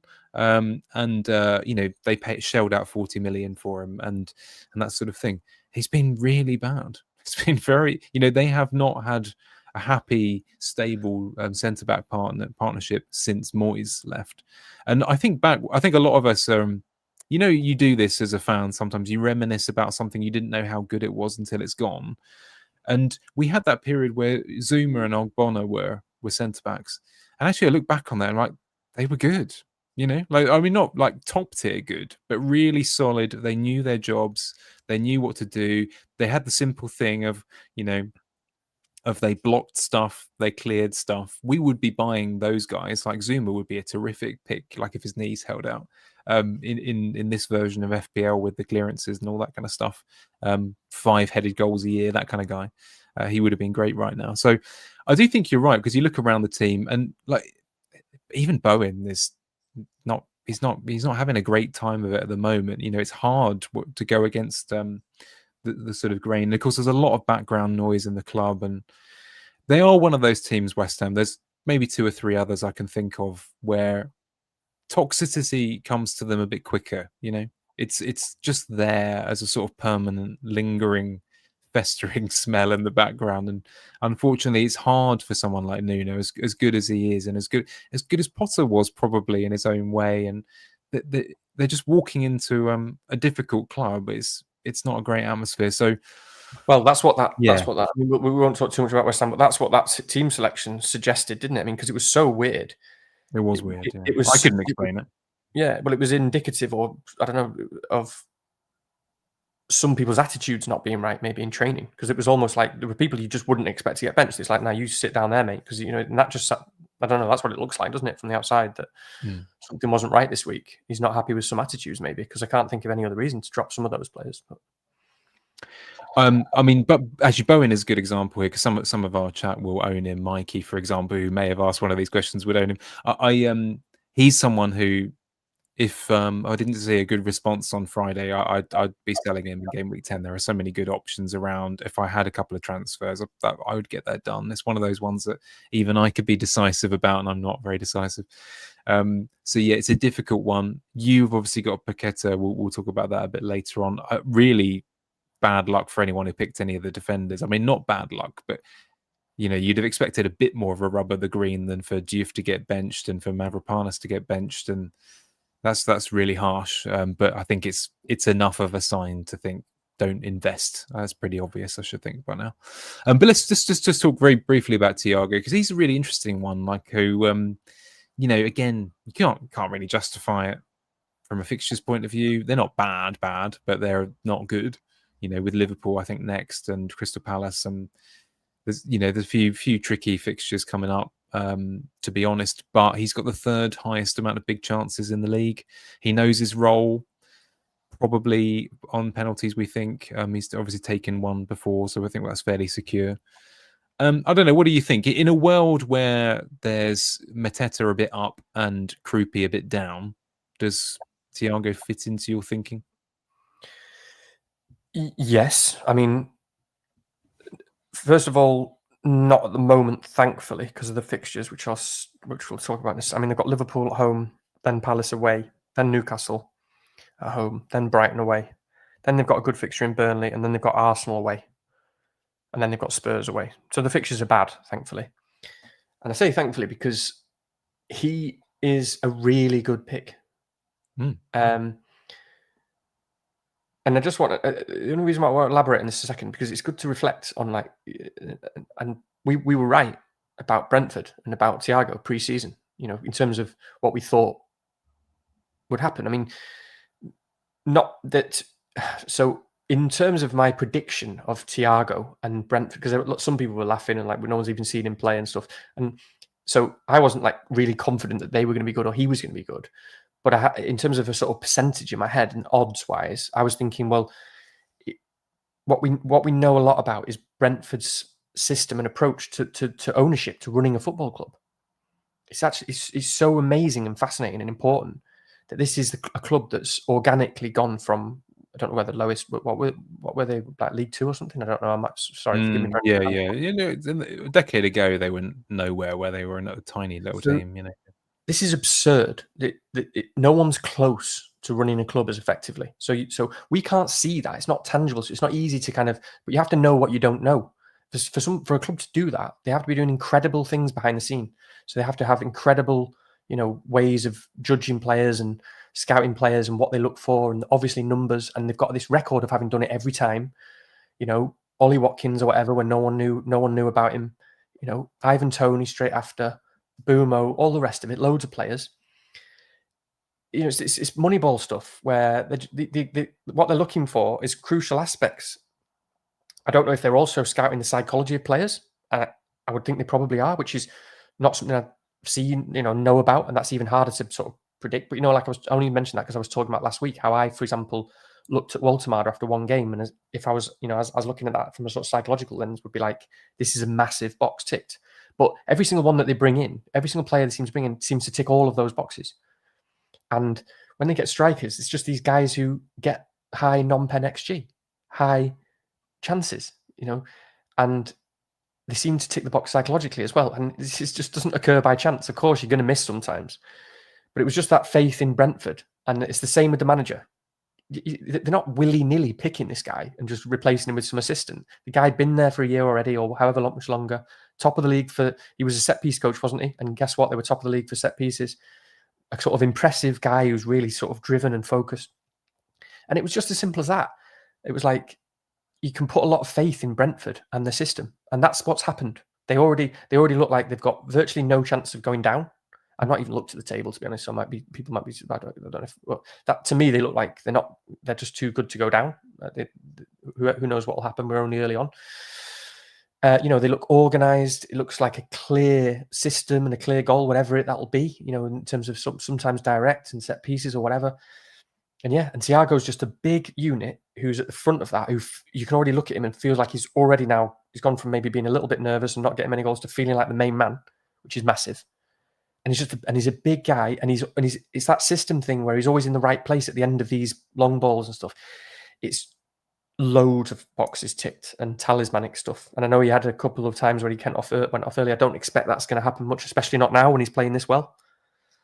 So I know that's a lot just to talk about Thiago, but I just think all those points are kind of quite significant. And he just looks like a great pick to me right now. I think actually this is a gross simplification, but not everyone has time to listen to hours and hours and hours of podcasts. So I'll just try and keep this brief. I think in a way he's fairly comparable. There's another name on that list to Mateta. He's quite comparable in some ways, and what I mean by that is relative. If you think about relative value and their relative role in the team and the relative attributes that he offers, if you were, we know that they're not as good as Crystal Palace and they don't create as many chances and that sort of thing. He's not quite got that level of role in the team where he can be as bullish and instinctive, etc. But as a relative to expectation, anyway, I think there's an element of Mateta about him, actually. I don't know if you know what I mean about that, but Yeah. that's kind of how I see it. Yeah, absolutely get what you mean. Yeah. So I like it. It's very difficult because even though I've got a ton of transfers and all the rest of it, like everyone else, is kind of not enough impetus to go there. But at some point, will I? I'd have been a much happier man if I started with this £6 million forward and not the gap-toothed German one that I picked. So that's a bit we don't even need to go there, do we? That was a terrible, terrible thing. Anyway, very quickly, I want to do the Krupi one and Saka thing in a bit more depth than this one. But quick word on Dyche. Does it make any difference to your thinking? I mean, no one's going to be picking Forest players realistically in the near future anyway. But in terms of affecting the landscape, maybe the fixtures for someone like Liverpool in, I think it's Gameweek 12, is it? Something like that. Does affect other things. So. I just want to say really quickly to finish on Thiago, because people might be thinking about buying him. I mean, you've got a chance now with the next few fixtures to because it's about the minutes, and the minutes haven't been good enough yet. And he's just had a 90, but he has had a 60 before. I was just looking some sort of 65s before that, and 90, 65. So if he had the minutes, I think I get exactly what you're saying about Mateta. And if he had 90 minutes, he'd be very close to being as good as Mateta, honestly. If you assume that Mateta doesn't have the minutes. So anyway, we've got the next few weeks to actually see if those minutes pick up now, because if he gets to 90 minutes, he's going to be an incredible pick. Forest under Dyche. I mean, I sort of tweeted sort of jokingly about I would be devastated if I was a Forest fan at this whole situation. Absolutely devastated to have gone from Europe and just looking so good, and obviously they overperformed a bit, but look great, to being under Dyche and really struggling. I mean, I just can't see it, to be honest. Dyche's last spell at Everton was not good. They basically, Dyche at best, and this is certainly what we saw at Everton, when it's working, can get you a 0-0. I mean, I'm not. My worry is that the game has moved on too much now, because it evolves all the time. And I don't know, this might be wrong. Of course, Dyche, he's still a good man manager, and he is good at getting kind of basics and robustness, and it might work for a bit, might solidify them at least enough to kind of keep them in the league and just not have to worry about it, God knows what. But in terms of a ceiling, I mean, what you've got so little for me, that's how I envisage it. You've so little to hope for with Dyche in charge. There's no ceiling there in terms of possibilities and potential. And I just think, God, hopefully it's not moved beyond him too much. So anyway, in terms of their picks, people are saying, oh yeah, certain defenders now great for DEFCON and all that sort of stuff. It's kind of crazy to me, really. And of course it could happen. But again, on the spectrum, like under Dyche, it really has to be best case scenario that you could possibly hope for what he does for the club, like 100% for them to be picks. Because then you might get some decent clean sheets in the fixtures that you expect them to. That's it. That's, you're not going to get more than that. Is the way I see it, in a really sort of simplistic way. So, yeah. we can move on to the next point if you want, unless you've got anything to say. I don't think I've got anything to add, other than perhaps I would say my sympathies with Nottingham Forest fans, but I mean, I'm not in a position to offer sympathy, as you know. so, you know, but there you go. I think this is a really big question because, of course, it will bleed into the discussions we have later on wildcards and stuff. So let's cover it a bit now, but it will also come up during the wildcard conversation a bit as well. So people have asked for that, and we will come to that a bit later. Gyokeres, and whether it's worth the Gyokeres to Saka switch. Now, what I'm going to do, if we can squeeze this together, I know someone's joked there a little bit about whether Krupi Jr. Is sort of Owen regen or something, whether he can take the league by storm. What is he, 18, 19? So he's still quite a young man, isn't he, I suppose? I might be wrong about that. I mean, he's pretty young, isn't he? He's definitely small. He's definitely small, like Michael Owen, so... But I think almost everyone bringing in Saka this week, for example, would be doing it via Krupi and maybe Gui. We'll come to that. So let's start with the Arsenal element, and let's go to Krupi next, as in order, because they are linked. I think it's fair to say to an extent, anyway. Yeah, Gyokeres obviously hot off a brace last night. You know, okay, not beautiful goals, but it just goes to show a team that creates a lot of chances, a man in the middle, a man getting excellent minutes, that sort of thing. A man sucking up a lot of the cash in my team, so I can't do anything. But let's come to that in a minute. What do you think?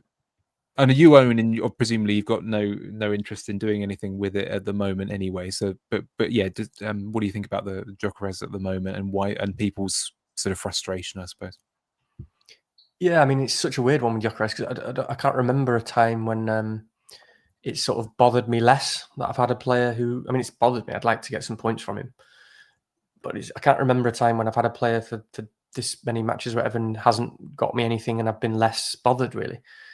Because I just still don't feel very negative about him. And you know, what I'm going to say is all the same as what I would have said before last night. And then I'll talk about the sort of central bonus of last night. But my view of him hasn't changed at all. I mean, I think with Gyokeres, I think it's really difficult when the striker who scores so many goals isn't scoring. It's difficult for confidence, of course. That's what you're there for. You've had so much money has been paid for you. There's such a spotlight. These are the guys who are probably going to win the Premier League. And I think one of the things that's happened is he's sort of realised consciously and unconsciously that he can offer something very valuable to the team that without scoring as well. And so he can contribute an awful lot to the team without scoring, and that's what he's been doing. And I think that's been a bit of like a comfort blanket for him. He's able to rest on that a little bit and take that pressure away a little bit because he's giving so much to the team without scoring. So he's almost potentially sort of played to that too much, maybe, because he's running so much, he's doing so much work, he's stretching the team so much, he's doing his best. I mean, it doesn't mean he's been brilliant, you know, he's been some touches off, some passes off, but he's occupying defenders so much. He's always the last man. It's what they wanted, Arsenal. You know, this is why they signed a centre forward, really, obviously for goals as well, but they wanted a proper centre forward who acts like one, and that's what he's been doing. So it's given him just being able to do that has given him a sort of floor, a high floor in terms of his contribution to the team. Do you know what I mean? And yeah, I just think the sort of worry with that is the longer it goes on, the more he sort of relies on that just good performance, and it becomes a bit too conscious. So he's almost doing that a bit too much. I mean, when you are confident as a striker and a goal scorer like he is, you'll pick those moments a little bit better. You know, you'll conserve your energy a little bit better. You'll still do all of those things and be a great centre forward. It's not easy to balance those two things. It's like Aguero, isn't it? When all he used to do was goal hang, and then actually to get into the team, Pep was like, no, you need to actually do some work and move and defend from the front. And for a while, Aguero was like, no, I can't do that. But then he stepped up and did it. And he managed to combine those two things, didn't he? And was sort of offered a lot to the team and scored goals. And So Gyokeres is in that sort of difficult moment where he's quite conscious. He is a bit worried, but he's also conscious of the fact that he contributes an awful lot to the team without even scoring, which is why, by the way, I'm not remotely worried, rightly or wrongly. Again, it's like me simplifying it and sort of thinking heuristically. I'm not. People are like, "Oh, Havertz is back soon." I'm like, so. Like Havertz is a good player. Obviously, he's a great player, but he's not a centre forward. He's not what Arsenal want and need in that position. He's not the reason they spent all that money on a centre forward. And Gyokeres is doing brilliant things for Arsenal without even scoring. So I'm not, to put it to the extreme, I'm not really worried at all about Havertz. There might be a bit of a dent in the minutes. I don't really expect him to rotate much. I mean, Havertz can play in the middle as well, by the way, and that's his more natural position, not up front. So I'm not really worried about that at all. And so in almost last night, like he almost needed to score by accident. You think that about players all the time. It's a bit like Calvert-Lewin now. You want a 1-yard chance to fall to them or bounce off their arse and go in. And that's what happened last night, isn't it? And then to get the brace, and the brace was a little bit, I can't remember the exact second goal now, but that felt like both goals were a little bit sort of fortunate or kind of, and that's perfect for him. You would think, at least for a boost for a bit. He needed to score by accident because the only thing he's lacking is a bit of confidence. That's the only thing Gyokeres is lacking, and that confidence will lead to him doing just what he's doing now, except with a bit more without so much sort of thinking, without being so conscious. So he'll save himself a bit more. The runs will be timed better. The energy will be conserved a little bit better. And so that's me doing a big spiel and bigging up Gyokeres and obviously talking about a load of subjective stuff, and it's just my opinion and it could be a load of nonsense, but that's just how I view Gyokeres. And I'm going to continue talking because Richie's talking to someone else. I've been distracted by a very beautiful woman. So of course. I just still feel pretty good about him. I still think, in terms of versus Saka, Saka is fantastic. But again, Gyokeres, because of the way he plays, he's not someone who's coming back into like a false 9 or a 10 much, or, it's not a Firmino type. He's a guy who's running and pressing loads, a bit more like I said, actually, Aguero. I hadn't thought of that until now, the sort of latter stages of Aguero, where it was and it's a bit like an Evan Nilsson, I suppose, in terms of doing a lot of pressing, a lot of work, but high up and in that position. So when the ball falls in the box, he's always there. He's not gone all the way back there like a Harry Kane or something, and he's trying to catch up with the play. He's always there. So you've got the guy who's always there in the box for Arsenal. So things are going to fall to him, and they have been falling to him. It's just that he's just missed, it's just been saved, or it's just not quite. So, yeah, I'm not. I've got another week of watching that and hoping that it's okay, because I'm not too bothered about or anything at the moment. I think that's excellent analysis, actually, and I really like the Evan Nilsson comparison. I know that it's a difficult thing, isn't it, when you make these kind of comparisons? It's a bit like I don't know. I know this is a bit more for me because people won't be able to see this, but this room surrounded is basically a wall of vinyl and CDs and that sort of thing. So music reviews, when bands are compared to another earlier band, it's always quite difficult. Like it's a sort of broadly, it's quite lazy. But in the case of this one, I think it's a good one because we have to remember back not many months, and Evan Nilsson was more than comparable as an option of quality to Semenyo at the time, wasn't he? And he was performing that role. He was cutting out a lot of things, getting the chances in the right place. I think what was great about him is that when he was cutting things out, often literally the keeper, he was doing it, 10 yards from goal. So it was the quality of chance was really high. I was getting fouled for penalties a lot. This is a little bit different to Gyokeres because Evan Nilsson's a little bit more limber, I think it's fair to say. You know what I mean. So it's an interesting one. I think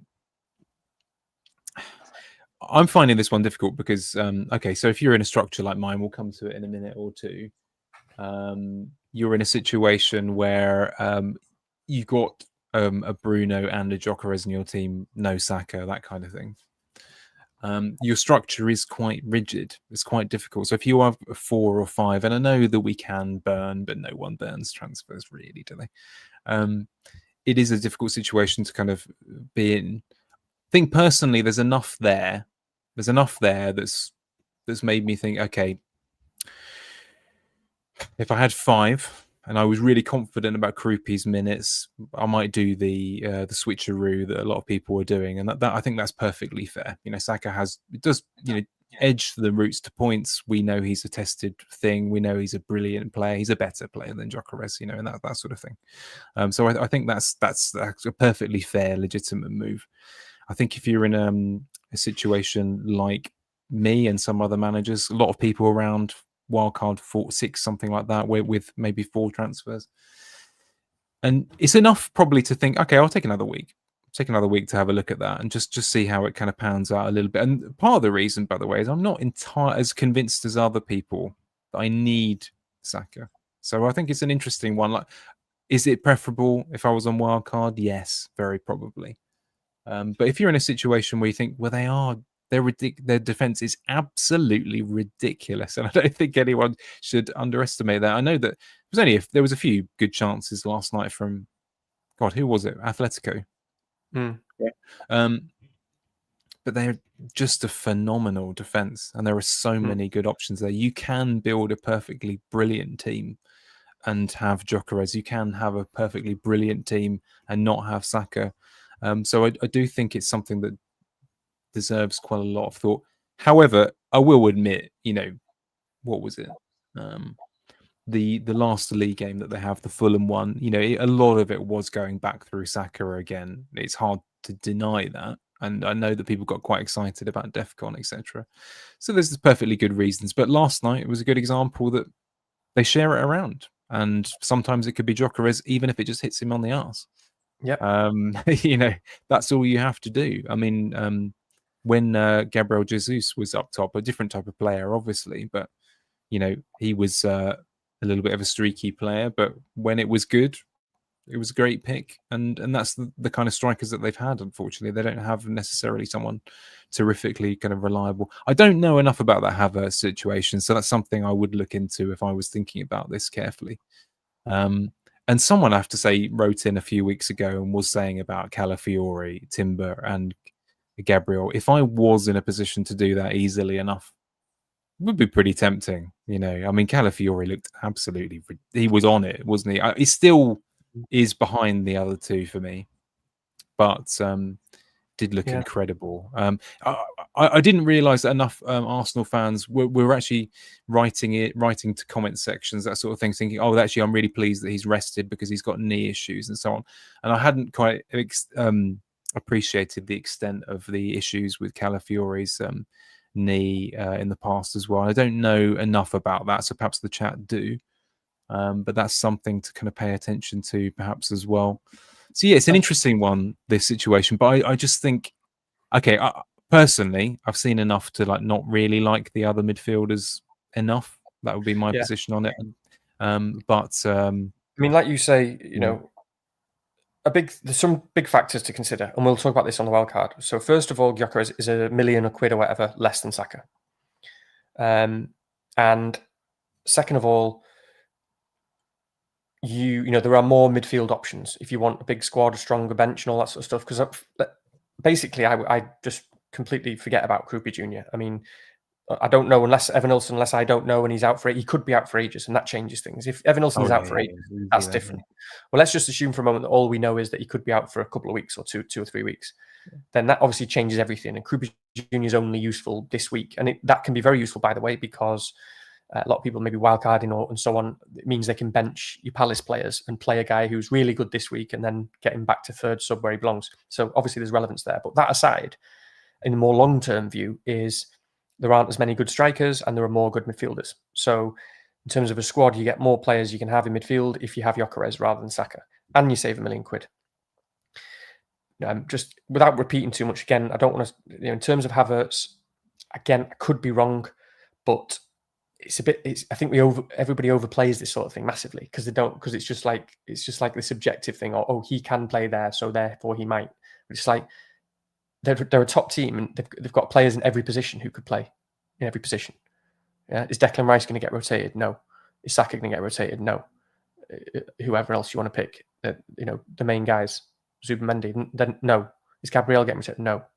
Well, Gyokeres is just their only striker, by far their best actual striker. Why would he get, is he going to get rotated? No, he might miss a few minutes here and there, sort of thing. So with that in mind, and I don't think Havertz is back yet anyway, but even when he is, that's just not, unless I'm seeing it happen, I'm not interested because I don't believe that's going to happen. But, final sort of saying it, and I've said it the same thing a while ago, is the way I view it is his worst case scenario. He's a very high floor, although he's been crap for the last few weeks, but here we are, it's just the way I view it. He's a very high floor player, Gyokeres, in terms of what he brings you. Worst case scenario, he is a guy who is playing up front for Arsenal, will take some of the penalties, I still believe, and is always in the 6-yard box for Arsenal. That's as a baseline. Best case scenario, he gets some confidence, starts banging in potentially silly number of goals. So because of that flaw in terms of what he is, it just doesn't feel urgent. My only worry is it ever going to feel urgent to get rid of him after another 4 or 5 blanks? Yeah. Okay, so I think that's what I was going to say, Danny, is that this is a great example of it is position dependent. I hate people, sort of FPL pods that say this kind of thing, but I'm going to do it anyway. Danny's on, like let's say you're on 1 transfer, Danny's on 2, for example. No, why on earth would you get rid of a player that's got 90 minutes? You just against a team that's just conceded 3. That's going to be potentially a bit leggy after a Thursday night game. We know he's got a sniff of penalties potentially. Okay, yes, we can have that debate. Blah blah blah.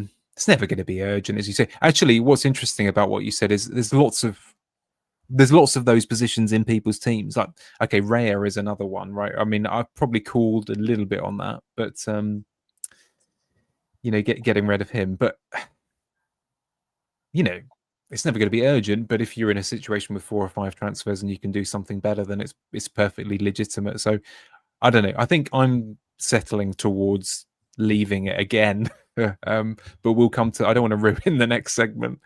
So we'll have a look at that. And I am very aware that, my God, I'm going to have barely 2 coins to rub together at this rate. And on that question, let's have a quick chat about, is there any more that we have to say on Krupi then? Is it just dependent on the news on Friday morning or whenever we're going to get a press conference, or regardless, would you be happy enough just ditching one of those forward spots at this point? Because it is more of an option than it has been since game week 1, probably.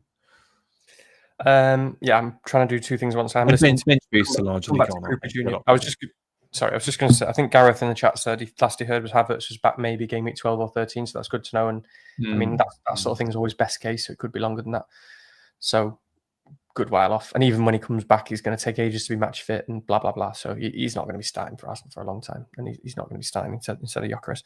I think Heather also mentioned that Salah has been benched. And I was just trying to look at Liverpool's team to see, because that's quite interesting given that he came off early. I mean, he must have been knackered. But it's not something you typically used to see, did you, in Europe? It looks like a pretty strong team. They've got Isak, Gakpo, Ekitike, full strength defence, Salah benched. So I just wanted to say that in case it's relevant later. I don't think there's anything else to say on Krupi Jr. I don't know enough about him. I know that people talked a lot about him in pre-season and raved about him. If Evan Nilsson comes back soon, Evan Nilsson will play, because it's just the jump from being a talented 18-year-old, whatever he is, to starting over Evan Nilsson is a monumental, ridiculous jump, and it's not going to happen unless he literally is Michael Owen. So, what else is there to say other than if Evan Nilsson's out for ages, then yeah, fantastic. He could be a great pick. Yeah, I think the last thing to say is, I think it's probably an obvious point to make, but I think if anyone needs to hear it from our point of view, or mine anyway, I can't speak for Danny, I think it's much more legitimate to ditch that third forward than it is the 5th midfielder. I know that's probably obvious, but I think given the 2 players that are on the horizon and most people are dumping, if not having dumped their bench boost, then... And of course, this is a great week for that, by the way, really, before Dyche kind of sets up properly. It's not a bad swear. It's not a great week, but it's perfectly legitimate if you've got Croupy and you just want to use that to engineer getting rid of that bench boost. I think that's perfectly acceptable as well. What I'll do, Danny, if it's okay, because I'm conscious of time, we'll have a quick look at the fixtures slide and see if there's anything we want to pick out. But then I want to spend a good sort of, I think we need about half an hour on the teams and the wildcard stuff. So sorry, I skipped past that for a minute. But yeah, anything you wanted to raise from the games this week that we haven't, that we won't have discussed, etc. I guess we'll talk about it more when we get to the. Wow, that's surprising, isn't it? Arsenal nearly 2 against Palace. Well, actually, both sets of numbers there, because Crystal Palace, you'll remember from our earlier slide, 15.8 projected goals for the season, top of the XG charts, Crystal Palace, and yet they are expected to score 0.81, which is unbelievable, isn't it? It just shows how much faith everyone has in Arsenal's defence. That is amazing, to be honest. Top for clean sheets. It's amazing. But for nearly 2 for Arsenal as well, I mean, it's hard to understand that, really, and what's going on there with the markets and what they can see in terms of that matchup. I mean, it will be factored in, I suppose. The Palace have got the European game.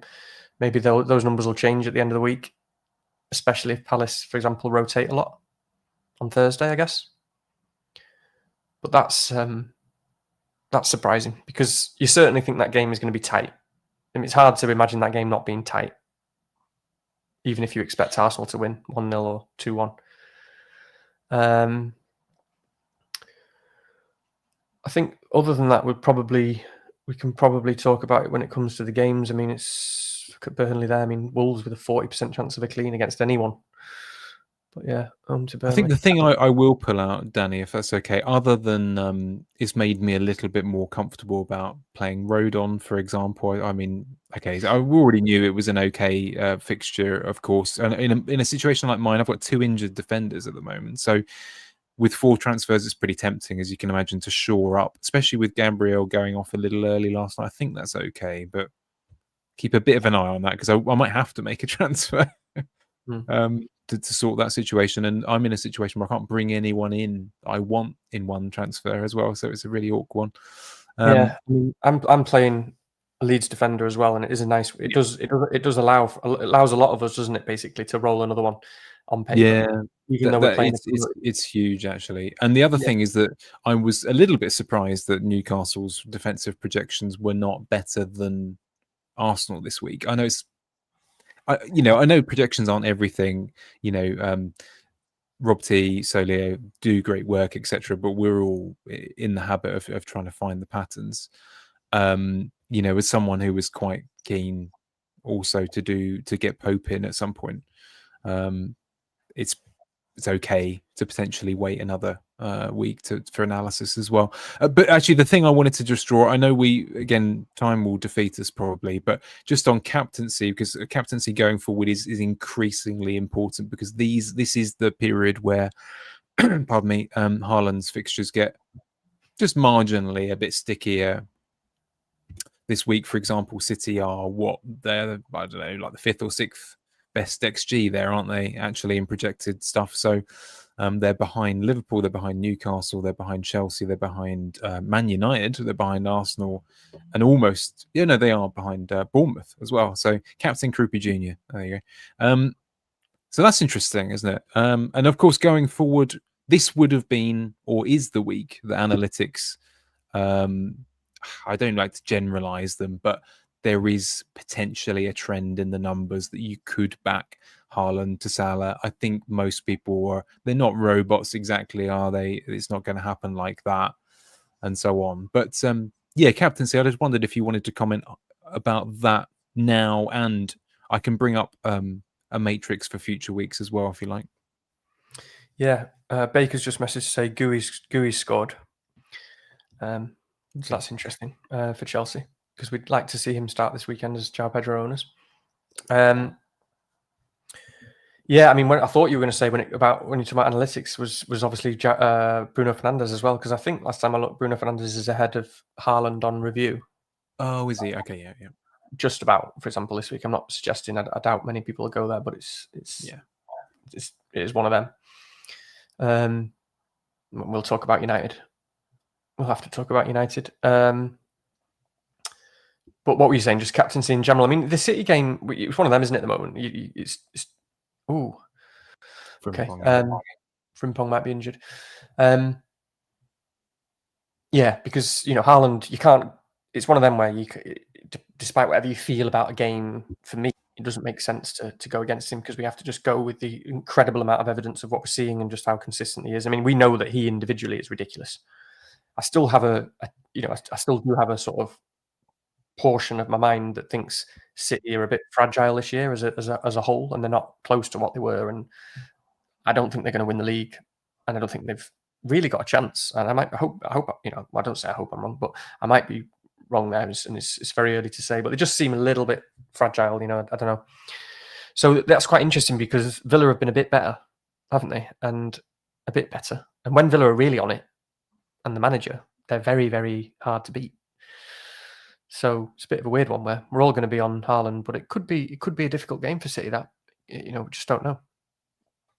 Yeah. It doesn't immediately strike you as a high scoring one, does it? So no. I can definitely get that. Confirmation. The chat is quite rightly piling on and saying that Frimpong hamstring looks like a hamstring. So that's quite an interesting. No, I don't know if that immediately changes anything realistically, but it's a good note for perhaps coming weeks and the likelihood of certain players playing, that sort of thing.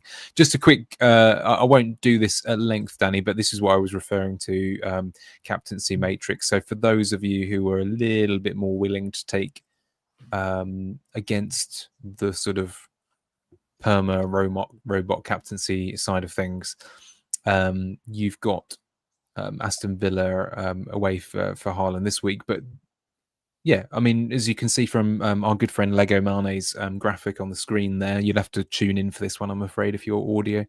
Lots of other options, and Salah in particular has lots of great options up until he goes to AFCON. So next few, pretty good. That's last week, isn't it? Brentford away. Probably the next bit, Nottingham Forest, West Ham, Sunderland, Leeds, Brighton from 12 to 16 is the exciting bit. Perhaps a few good weeks for Saka in 10 and 11 maybe. And then you've got a few other options spread around there as well. I mean, did you want to comment on that briefly, or are you kind of happy to think about it when it comes? Well, what I'm staring at, and what I think everyone should be staring at, is where are Haaland's bad fixtures and what are you going to do? And this is... Yeah, especially Liverpool at home, because I think a lot of people pick that out as come on. Yeah, I mean, yeah, fine. But Liverpool at home is not a good fixture, and we don't know what Liverpool are going to look like in 4 weeks. Maybe they look a lot better. I mean, still got Van Dijk and Canate, and they've got... Yeah, that's true. Between them, they've got one guy to stop scoring, and you stop Haaland and you stop City, so it's not fantastic, is it? You're going to choose a battle for Haaland. You're not going to choose Van Dijk. But yeah, I mean, that, and especially Newcastle away, you've got to really put yourself in the shoes of those two fixtures. It's really significant. So this is the thing by far that's the most significant thing in the Saka versus Gyokeres debate, in that you would feel more comfortable captaining Saka, not just because he's more likely to take a penalty, although I still think it's pretty close. I don't know where that's going to go, but they're going to be shared a bit. I would have thought. I'd be surprised if they're not shared. But he's also a midfielder, so we could see Gyokeres scoring a lot of goals by then. That would be nice. Could do, and that would solve an awful lot of problems if people have still got him, which we might. If he starts scoring goals, we're going to want to keep Gyokeres big time. But it's where do you go otherwise? Because you're not going to go Salah for Man City away. Then Salah does have Forest at home, so that's an option maybe. I've not really looked at free hit. I know people have talked about free hit 12 and 13 and stuff. Palmer is obviously may as well discount him from this for now, because I think 11 that's after the international break, or 12. Yeah, I think it is 11, but that is I'm shooting from the hip there, so the chat might be able to let us know. Yeah, one of those he's supposed to be back, because we're expecting him to come back after the international break. but that's a long time out, and you'd never want to captain someone in the first game back for sure, because you could just get a recurrence, and then you captain someone who's coming off after 10 minutes, and it could take a while to get match fit. So Palmer's basically out of it. So this is where it gets difficult. Fernandez is in the conversation for me, and he's got Everton at home when Haaland's got Newcastle away. So that's one option. For example, if I don't have Saka, or if I want to go there anyway, to be honest. But then Fernandez has got Spurs away in the other one, where Haaland's got Liverpool at home. So this is really the thing I was talking about in terms of captaincy and the considerations. Are those games really? What are you going to do? What's your plan? Because when you get there, you're not going to feel great about captaining Haaland, Liverpool at home, and I don't think you're going to feel great about captaining Newcastle away. I mean, Newcastle away is a stinker of fixture. Yeah. That one stands out to me far more than 11 personally, and because of course you don't have an easy second, do you necessarily? You know, Spurs at home for Arsenal players. Okay, it's all right. You know, and Salah, of course. You know, we don't quite know what the ground's going to look like there. Then of course Semenyo, if Kluivert's nowhere to be seen, then that's quite interesting. But we don't know about that yet either, so that's quite interesting. I mean, if Palmer was back, then that there is an argument there for that to be quite an interesting free hit week, isn't it? Especially with well, you know, we'll come to that, but I think a lot of us are still rocking with a free hit. Cool.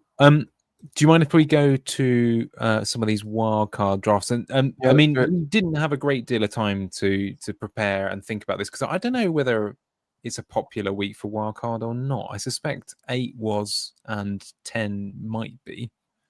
9 is a little bit piggy in the middle, but we'll see, and whether that's true or not as well. Danny, can I ask you a terrific favor? Do you want to talk us through this first one, and I will be back in 1 minute because I've drunk too much tea. Yeah. Okay. Is that acceptable? I won't be long. Yeah. No worries. Okay. So yeah, there's actually 3. There's 3 wildcard drafts we're going to go through here, just kind of briefly, and literally thrown together last night. But this is the first of 3, and what I don't want people to do is jump and be like, "What the hell is he doing in the team?" or "What the hell is João Pedro doing there?" and that sort of stuff. So, because as I've said many times, when I'm building a team, a lot of it's about building price points as well, and actually just putting people in position that you can then choose who you want between, and what the implications are for that sort of thing. So there are some players there and picks where it's just about the price point really. I'm going to read it out actually to begin with, because it's quite small on the screen, and I forget that there's the audio. So this first one has got Pope in goal, Senesi, Timber, Gabriel in the starting back 3, Fernandez, Saka, Semenyo, Njai, Krupi Jr. at home to Forest this week, João Pedro, Haaland, and then Dubravka on the bench, Sarr on the bench, and then again a Leeds defender on the bench, and at the moment Anderson for Fulham, although we don't know what the extent of his injury is. So again, a 4.5 or whatever it is defender on the bench. So where do we start here? So obviously this is where... Oh, no, this is a different... Oh, hang on a minute. You've got a slightly different team. Sorry, my bad, Rich. I asked for them in order. Can we just go... I'm glad you came back just in time then, because we're getting confused. Is it this one? Yeah. Yes, that one. So that's one I've just read out. That's the one I've just read out, so that's fine. Different to one on the screen. Yeah, I'm glad you came back in time, because I'm just wondering where to start now that I've just sort of gone through. Because I was saying, Rich, that, you know, not to jump out at certain players, because some of them are price points, you know. Yeah. So João Pedro is an obvious one where it's a price point at the moment. Some people might think you should definitely go for Mateta. Yeah, Mateta, yeah. Or Woltemade, yeah. But, you know, I'm not sure that I'm convinced by that again. So you have to keep in mind that this is I literally threw these 3 teams together last night about midnight, 1 o'clock in the morning. I'm not sure yet what I would do with that in terms of Mateta versus João Pedro, because who have you got now? Let's just very quickly, João Pedro. Sunderland, Tottenham, and then there's another good game, and then Burnley and Wolves or something. Yeah. Wolves. Elar's just said Caicedo's just scored again. What the hell is going on with this guy? Get him in. Jesus, that is unbelievable. You get him in. Yeah, I mean, I understand that people don't like João Pedro. He hasn't been shooting, blah, blah, blah. I won't talk too much. This is a guy who is nailed 90 minutes, I think. And I think he's nailed regardless. I'm not worried about rotation. Again, he's too good a player in terms of even when some other guys come back, which isn't for ages anyway. He could have got 2 assists in the first half on the weekend, by the way. It's not much to cling on to, but because he's such a class player, he set up 2, and they only showed one of them on Match of the Day for some reason. But that's was it Santos, that guy Chelsea, the guy played for Chelsea? Yeah. He missed both of the chances that João Pedro set up. He obviously isn't good as a 9. I don't want to repeat things that everyone's heard a million times in other pods. I think and hope that Gui could play. I mean, the other thing, I think Zoff said that Gusto misses out this weekend, which is quite interesting because he's suspended.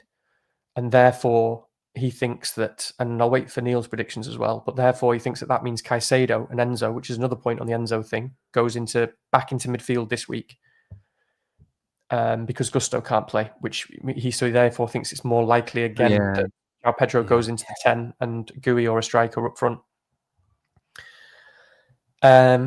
So yeah, I just still think it's pretty significant with João Pedro. He's just a great player. Minutes are good, fixtures are really good. So I don't mind it. It's just one of those things. The Sarr is already in this wild card. Do you want to go Sarr and Mateta straight away again without much evidence? Because again, with the Mateta thing, we've already talked about it. But the evidence in terms of we haven't really got it yet in terms of what the minutes are really going to look like in the rotation in Europe and so on. You could just start with João Pedro still for 4 very good fixtures when he's going to play. Anyway, well, I'll move on from João Pedro because again, that's just a price point. That's the point of this wildcard. It's a price point, so you can do what you want. I was going to say there's quite a few like that on there because I mean, like Anderson's the obvious one. We might find out on Friday morning that he's crocked for a couple of months. Who knows? And then it's I don't know Michael Keane or Richards or someone like that. So exactly. So what's interesting? Well, can I ask a couple of questions as to your thinking? Because it affects our next conversation as well. So these first, actually, we'll come back to that one in a minute. But this one, for example, I suppose in a sense, it's what a lot of people in my position might move towards. If they had 4 or 5 transfers, for example, well, look at where they'd be getting. Look on the screen. It says it's only 5 transfers away from where I am. Sorry to interrupt, but this is the quite nice thing for me and you is quite a similar team, and actually all the wild cards I think are only 5 transfers away on all of these 3. So interesting. Yeah, go on. No, I was going to say okay. So immediately, for example, I mean, I know like this is basically your team, and you've tinkered it around to affect the price points. For example, I'm just curious as to whether you think. Because you've probably got a bit more team value than me. Mine is shot. And we'll talk about that in a minute. It shouldn't be as bad as it is. I don't know how it's got to this point, but I've probably dithered and delayed. And I'm probably, I don't know. It's going to be a good 500,000 down, but probably more. I don't know. I've no idea. So Saka, okay.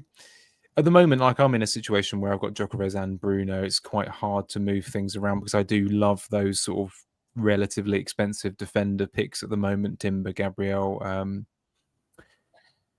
Munoz, and so on and so forth. Do you feel like he's an absolute lock on a wild card, Saka? I know lock is a bit of a kitsch phrase that everyone's going to use on the sort of more accessible pods than us. But do you think it's just buying off? Sorry, what do you call it? Is it just spiteful not to have him? If you know what I mean, is it such an obvious thing? Well, I've got other wildcards, as we'll see in a minute, that don't have him in. So I don't think it's that obvious because it just depends on the whole team as well. I mean, I think it's very difficult for anyone to wildcard now without Saka, just based on what we've seen so far and, what we think we're going to get from him. But I think we'll have to talk about that in relation to the other teams that I've got here and the reasons why we've got variations. And again, why it shows why the value of Gyokeres, for example, having that extra money and having that extra spot in midfield. With this one, without him, while we're on this one, and we'll come back to that point, I suppose. I mean, people are going to want to talk about Bruno Fernandes, and I don't want to be I don't want people are going to start hating me basically because everyone thinks he's crap and he's a crap option, and I've just always said he's a brilliant option, and I maintain that, and I'm not. I'm quite kind of dogmatic about that, and I'm not. I'm just. I still think he's probably the best value pick in the game, probably out of anyone in the game. I'm not going to go on about it because I've said it loads of times. I've not seen Late Riser in the chat yet today. I've not looked at the chat. I don't know if he's there, but we talk a lot, and I have to disagree with him. He doesn't think he's a pick, and he thinks Bumo's miles clear. I think I heard Praz was saying the opposite. I'm on Praz's side in that. Yeah. LR is on Diwali and stuff at the moment, so I don't think he's going to be. Yeah. He's out off his kite at the moment. Bruno is there's no. What do I say? What more do I say? Ridiculous. He's in all of the drafts that you've put here, aren't they? Yeah, I think he's a no-brainer. He's a non-option to go without Bruno. It's just silly because I think you can have all these other. You can have these Sakas or Saka or Gyokeres and a lot of these other picks with him. And to me, he's just such ridiculous value. Again, we've said it all. There's no point repeating it. This is a guy who doesn't have Europe. It's 90 minutes. It's penalties, and he is. Not that he needed confirming, but it's been confirmed by the manager that he's obviously still on penalties, which he obviously was anyway. Okay, can I just sort of interject there a minute? The reason why this is important, and I think you know as well as I do on this, and I'm not suggesting whether it's good or bad for whoever, but if he had blanked at Anfield, it would be an extremely popular move this week, wouldn't it? For Bruno to be the make weight for Saka and for a mid-price forward to come in. Extremely popular. Yeah, which is very annoying because I still would have definitely had him in every wildcard. But it would have been everywhere this week.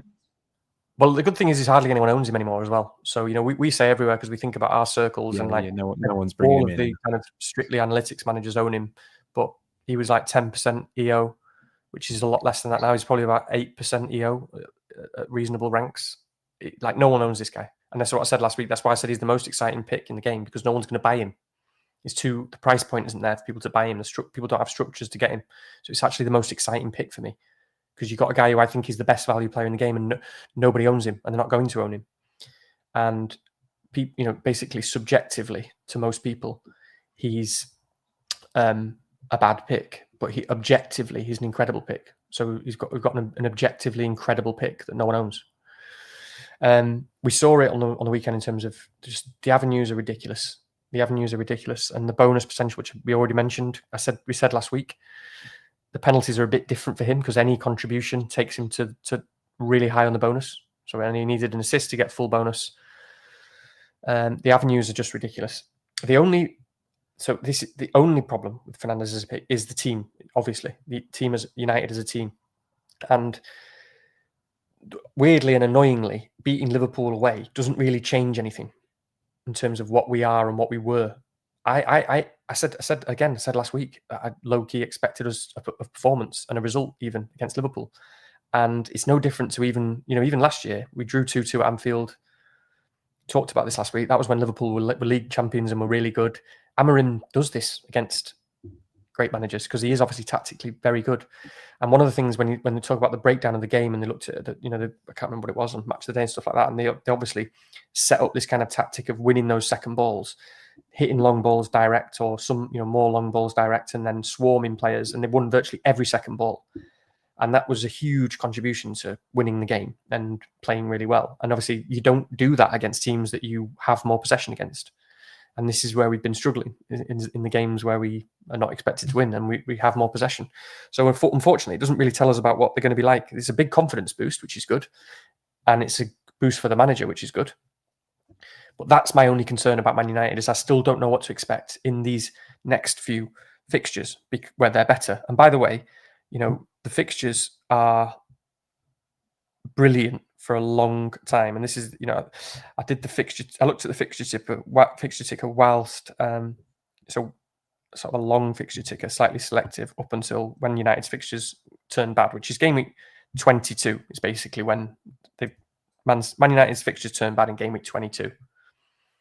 On that fixture ticker up till 22, by the way, Newcastle were top, Man United were second, but So these fixtures for United. So this is a team without Europe that play Forest, Spurs, Everton, Palace, West Ham, Wolves, Bournemouth, Villa, Newcastle, Wolves, Leeds, Burnley. So I don't want to talk too much about Bruno because people will get sick of it. I don't really know what people don't see or don't get. So do I need to say anything else, or should we go on to a different player? My phone's crashing. No, I would put it this way: I've got an absolute bag, a huge amount of transfers this week, and it's not really crossed my mind either. I think what I will say as well, it's a funny one, isn't it? Because there's a little bit of me that wishes, I'm sure you'd agree with this, but even if they had Europe, I wouldn't be concerned about his minutes, for example, whereas people might use that as another obstacle not to get him in, like it's an obvious point in their favour at the moment as well. AFCON, it's just something, again, that when other people are shifting things around, you don't need to worry about that either. So there's so many kind of different things there. And of course, and it's also, I know this is a very minor point, but okay, unlikely perhaps right now. But if they go 2 or 3 games and Amarin does get sort of fired in this kind of November, December window, then the fixtures are great and he might be more attacking. So there's kind of a no, you can't lose really in some ways. It's just there, isn't it? Yeah, as you say, not much to discuss. But I think it's worth dwelling on a bit, like I said, because so many people would have. Sorry, I've lost my place. So many people would have been selling this week. Can we have a quick peek at the other drafts and then go to teams? I know that there are some consistent factors. So, for example, Njai, I think, is in all of them. Which one did you want to go to next? By the way, the 4 at the back or the other one? I'm trying to think. The other one. So again, a lot of these are price points. We haven't really talked about the defense, and I don't know if people want to. For me, I just really like Timber at the moment, and I do like Pope. I mean, Pope, we don't want to talk too much about it, and you probably feel the same. But he's such a colossus of a man, isn't he? And he's just big arms, big hands, and he's just such a good goalkeeper. And the Newcastle's defensive numbers have shifted, and the approach has shifted a bit. It seems great defensive numbers, great fixtures. I probably don't need to talk too much about that. I think the question really for most is whether they go cheaper, which could be okay. So we could look at that. And again, because it's important what you said, by the way, because I probably have got a decent amount of money. But in all of these drafts, you can replace one person for another. I mean, it's fine to say, for example, not have Anderson, just have another 4.0s because the 4.0s are really good, or it could be a Pope to a Petrovic or something like that. Or, most of them have someone. It's fairly straightforward to save some money. So the big difference with this one. So again, it's just in terms of structure. That's all it is for me. Structure, price points. I like Pope. Pick whoever you want. Gabriel's nailed. Timber, I would have him on a wild card because he looks fantastic. Whatever. Leeds defender 4.0, I would definitely have. Senesi, I would definitely have because it's Bournemouth, it's DEFCON, it's kind of cheat code. By the way, yeah, that is a price because I got Senesi like 4.5. So, but more important for me is the 2 Arsenal defenders are those 2 big price points still. Because again, it's a price point because Timber could become a Van Dijk or something if Liverpool do look good and the fixtures change and whatever else. The core is really the key, those sort of 2 Arsenal players.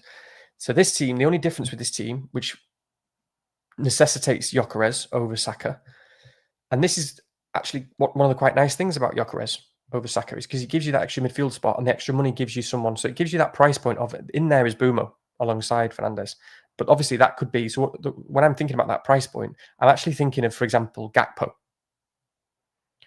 Okay, we'll come to that actually because I've done something similar. Yeah. So that was just the point of the price point is we could easily, again, it's flexibility, it's strength, it's putting you in a position where we could easily get to very quickly. Liverpool have got a lot of good fixtures from now, and then they get ridiculous from like 12 or whatever it is. And he looks really, really good. So we could easily be in a position. Option, isn't he? Yeah, he just looks like the best option at Liverpool at the moment. Whether it'll stay that way, I don't know. But he could easily become that. And we could easily want to go there and it could solve a lot of problems. And it could get us a really good pick through Liverpool's ridiculous fixtures. How are you going to do that? You're not going to downgrade Saka. You're not going to want to turn your team upside down to get that extra money. I wouldn't sell Fernandes because no matter how good he is, he's not as good as Fernandes. So this team creates that extra price point where you could go with Bumo because, by the way, again, I think he's an amazing pick. I don't think he's as good as Fernandes, but I think he's an amazing pick on his own because he's just such a ridiculously good player. And obviously, he holds that higher position for United. I don't know if people want me to talk about Boomo, but he is a ridiculously good pick. He's just not as good as Boomo, but it's the price point. So that's what this team does. It still has Sarr and Semenyo, who would be locked for me on any wildcard.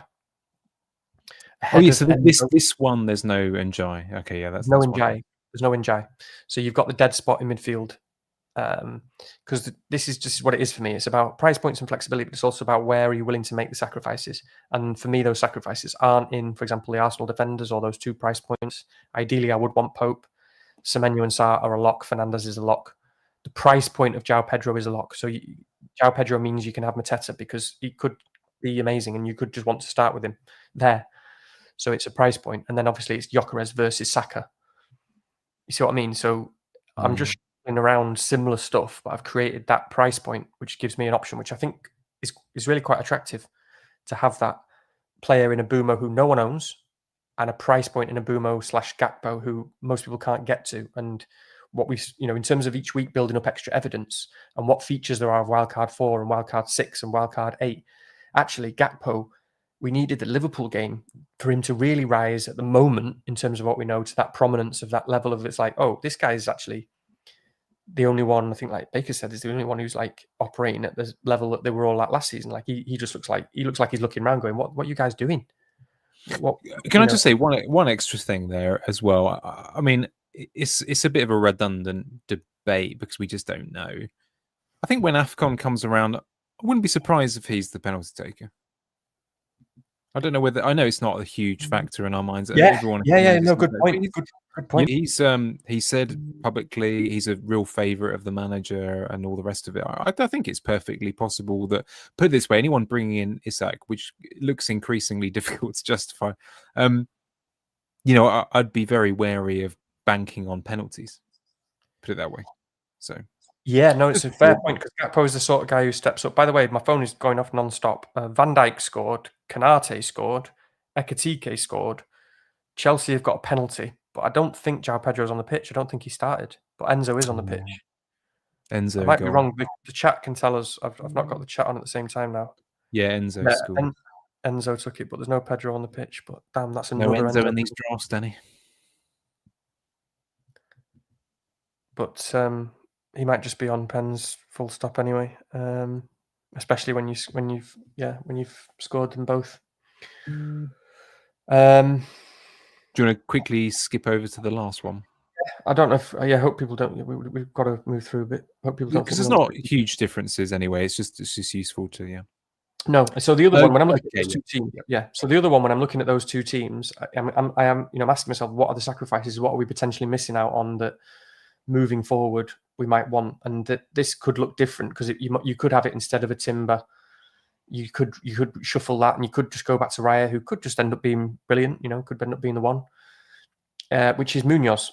Is it an opportunity now to get on a Munoz when a lot of people can't go there and they've got very good fixtures? He's not one I'm particularly worried about in terms of rotation. It's just whether Palace don't get as many clean sheets because they're in Europe, which is a very real possibility, depending on how much they rotate in Europe. But he's obviously been ridiculous from an attacking point of view and getting DEFCONs. And I mean, he was on for a 17-pointer the other week and then ended up with, he got booked and lost everything and lost all his bonus and so on. Then he got another 2 assists the following week. So he is one where that's what's missing for me in terms of the other 2 drafts. And so here, and it's quite nice because again, it's still Gyokeres then. So this is why for me, this debate about Gyokeres, and again, I spent 5 minutes on these last night. So I'm not in a position where I spend 2 weeks and think about how much I really, really want a Saka right now or whatever. But this is one where you've still got the rest and you sacrifice that £8 million price point for Njai, which is, guess what, is great because I think Njai is incredible. And by the way, briefly talk about Njai. He was absolutely sensational against Man City. I don't know if you've seen it. Yeah. But again, this is a guy, again, who I've been going on about him all season. Do you remember when we were talking about all pre-season? I was saying my dad, again, to bring up my dad for about the 5,000th time on this pod, has always said that he is possibly the best player who's ever played for Sheffield United. This is a few years ago, and this is a guy who's on a trajectory where he's just getting better every season. When we don't know, that was a game against Man City. That was the sort of game where managers like Pep Guardiola, or if he was playing against Liverpool, anyone. That's a game where the world-class managers who manage world-class teams, the very best, go, shit, this guy's on our level. This guy's not playing the same game. This guy's a world-class player. That's what that performance was against Man City. It wouldn't surprise me at all if Pep Guardiola, if he wasn't already, is now thinking, we need to sign this guy. Because he's genuinely a ridiculous player. His ball control and his decision is unselfish. He looks so robust. His tackling is unbelievable. He's an incredible player, a hilarious player, Iliman Ndiaye. So, yeah, I mean, and then he's got all those avenues in terms of points in FPL. So I know he's just been getting low, so he's just been getting 7s and 5s every week. But when I mentioned the word trajectory, because a bit like Palace, we don't really know what we're seeing here. We could be seeing a guy who's in the process of and about to go up another level, because that's what I'm seeing when I'm watching him play the games. I'm like, this guy's just standing out. That's what confidence does and ability does and experience. You know what I mean? So we could be seeing something ridiculous with Ndiaye. And I've always said that he's an incredible fantasy pick because of all those. And I love it because he's not attractive to people. People either don't have him or they don't want him, because a bit like Bruno, they just sort of see, oh yeah, he's only going to get. They think because we've only seen a few DEFCON so far that we're only going to get 5s and 7s, but I'm not sure that's the case. But I do admit that the shot volume hasn't been great. He's so unselfish and so good at tackling that he doesn't do it all that often, But against City, again, we talked about the fact that you and everyone else benched him, and me, by the way, because that was for Reinders in my case. He should have had at least one assist. Beto missed that chance that he should have scored, and he had a brilliant shot after an incredible run that was a very good save that could have gone in. So anyway, that 8 million spot has now become Ndiaye, and you can have Munoz, for example, in this team. And this is where it also gets interesting in terms of how do fixtures matter in terms of defenders. So this is where you don't necessarily need a Senesi. Necessarily. Depends on what you think about. Because you're not going to really want to rotate Munoz, are you? Never mind the Arsenal defenders. So what do you think about any three of those? Because they're basically the same team with these variations of the 8 million price point, the Saka versus Gyokeres, and the Munoz. I mean, the standout notes, if I can give, as to what's there and not there, if I can. People were going to say, obviously, a lot. I think we've covered off Enzo. There's no point talking about that really, because we've covered that off. There's obviously more confidence in the 3 striker or the price points at the front. That's probably unusual in comparison to a lot of drafts. If I haven't seen many drafts, if I'm honest. The other thing, though, for me, that I'm just interested to see whether you had any reflections on this, is simply that there isn't a draft with an Arsenal triple defence. That's all. I mean, is that something you're fairly set on? It's just because of the quality of other options, I'm guessing. Yeah, it is, isn't it? I mean, you look at that and say, okay, well, would you have Raya? So you lose a whole Arsenal attacker to have a Raya over a Pope. You definitely wouldn't do that. No, not on wildcard, no. Calafiore, maybe. Yeah, exactly. So a defender, that's it. It can only be Calafiore, can't it? And to be fair, it's interesting because the ceiling is so ridiculously high with Calafiore and Timber and Gabriel. The ceiling is so ridiculous. So it's hilarious. They could easily have a week where all of them get 13 points plus. I mean, Calafiore was ridiculous last weekend, wasn't he? But yeah, for me, exactly. That finish was unbelievable. But yeah, for me, it's just that the others are too close. I mean, when you think, because we were talking about defender rotation. So if you do have Gabriel and Timber, which is a big if, then you're talking about usually only one place to rotate between Senesi, for example, maybe Anderson, maybe a Leeds defender. Even if it were, that's even if it were 2 4.0s and a Senesi to rotate, that's a huge flaw, isn't it? That's a huge flaw. That's a real solid position that you can view that as a solid position. So again, to take up a whole Arsenal place with that, I'm not there yet. I'm not there yet at all. I think just because, to be honest, it very naturally. Yeah. Oh, hang on. God, what's going on? There's been an Esteval penalty. You're joking. I stopped looking at all these messages coming through because So was Enzo for 5 minutes now, Estevao on pens. I don't know whether that means, chat will have to confirm, does that mean Enzo's got a penalty and then Estevao scored another penalty, or was it just it was a big delay? So Gareth, let us know. That'd be very handy. Can I just go to our teams then, because I think this. I mean, it might not take long, but it easily could take long, and I know we've been banging on for a little while. Go on. No, sorry, I don't mean to interrupt you again. I was just thinking, I feel like we've I'm going to claim that we're setting the trend for long pods this week, though, so we don't have to feel as bad. I know we won't go too much longer, but like above average went for like 2 hours, and the wire just Prazan's off went for pretty much 2 hours. So I was like, right, that's what it. Okay, we're not outliers anymore.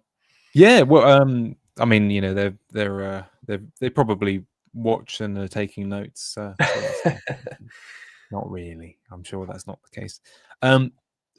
There is one minor update to this, which is Romero is injured. So that's good, isn't it? He's been terrific. What a brilliant pick that was on wildcard. I'm annoyed by that one because, like I said, I was flipping a little bit on Saturday morning between Burn and Richards were in place of Rodon and Romero, right? And obviously that was a little bit more expensive. But as you can imagine, that would have been there would have been nothing doing there. Anyway, doesn't matter about that now. It's been and gone.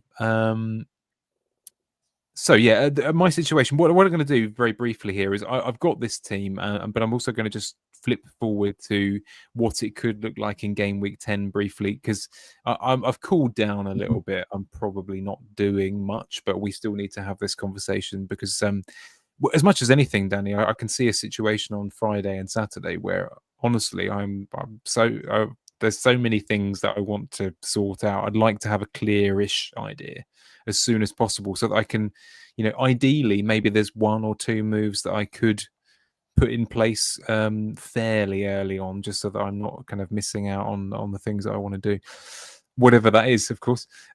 So this situation, by the way, for those who are listening on audio, 4 free transfers and 0.4 in the bank. As I said, I've already said about team value. It's not awful. It's just not as good as it should be. So Raya in goal, Gabriel, Senesi, and Rodon at the back. Minte, Semenyo, Fernandes, and Njai in midfield. With João Pedro, Haaland captain, and Gyokeres up front. On the bench, Dubravka, Reinders. That midfield, it's a bit of a debate, I suppose, between Minte and Reinders. It was more just I saw the minutes and thought, well. And then Romero and Anderson, who aren't going to be taking part this week. So it's a bit of a risk because if I don't do anything, I've got no defenders on the bench. So it's a bit of a risk. I don't know. If Arteta goes wobbly on me tomorrow, that could be quite nervy for me. But we'll come to that. So yeah, as you can imagine, there are so many options now, and with a brain like mine that needs time to process things, I just didn't have it in me to make sharp decisions.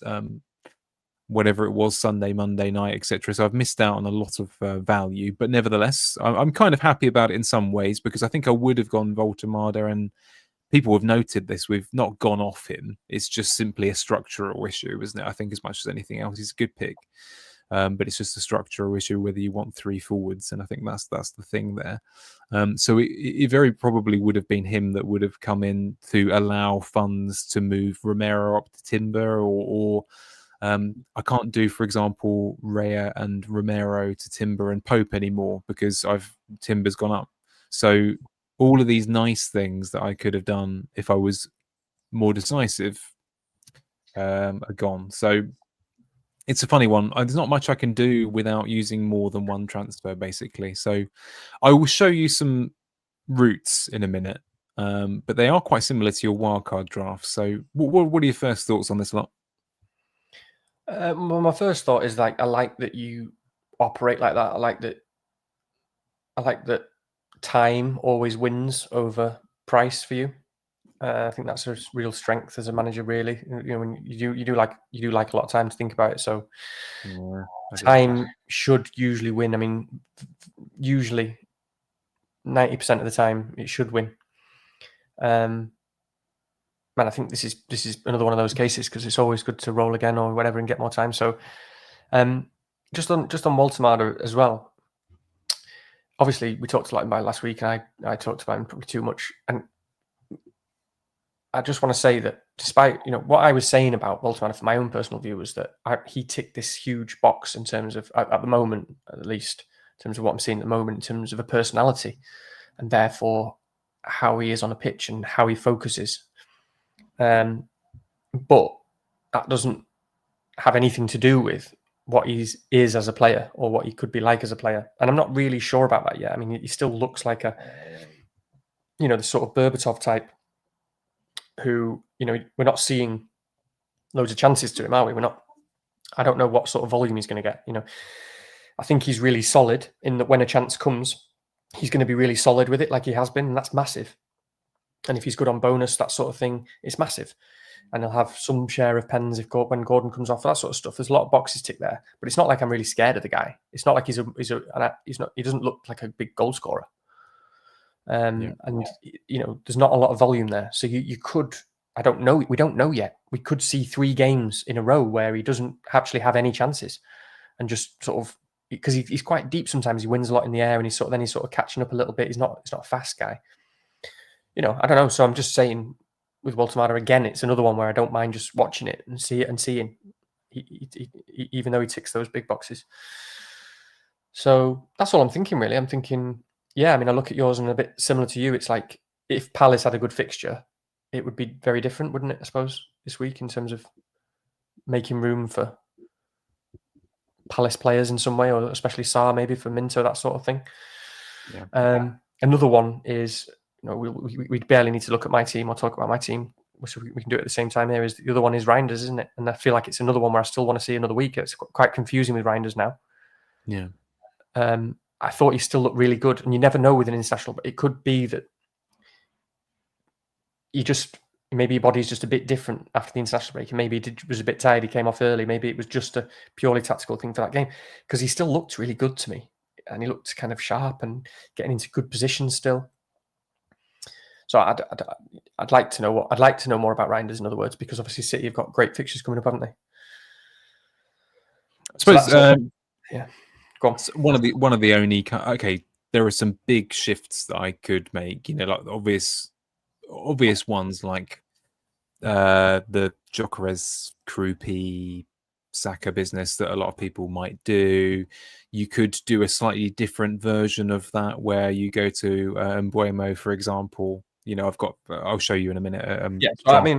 But I should say, we hadn't seen each other's drafts of different things that we're doing this week. So just in case there's any arguments for collusion. But I suppose the obvious note, if I was looking objectively, is that am I giving away an option to take a little risk this week by playing, say, Minte and not having a better 11th player there, so to speak? Because it's fine. It's all right. He's got a chance of a return. He's a good player and all the rest of it. But am I expecting anything? Not really. No, I'm probably I would be happy with an assist, basically. That's kind of where I'm batting at that. And so if Reinders is cleared to play, I might still play him over him. I don't know. That's a fairly close one, I think. There's not much. So your aggressive play here is Gyokeres to Krupi Jr., Minter to Saka. And your really aggressive play that you really want to do is Gyokeres to Krupi Jr., Minter to Saka, Raya to Pope, Romero to Timber. I can't remember, but okay. So here's I'm going to show you some of the musings that I've had. This is game week 10, and I apologise. I know that people won't like the way this looks. This is again a Fantasy Football Scout app, I think it is.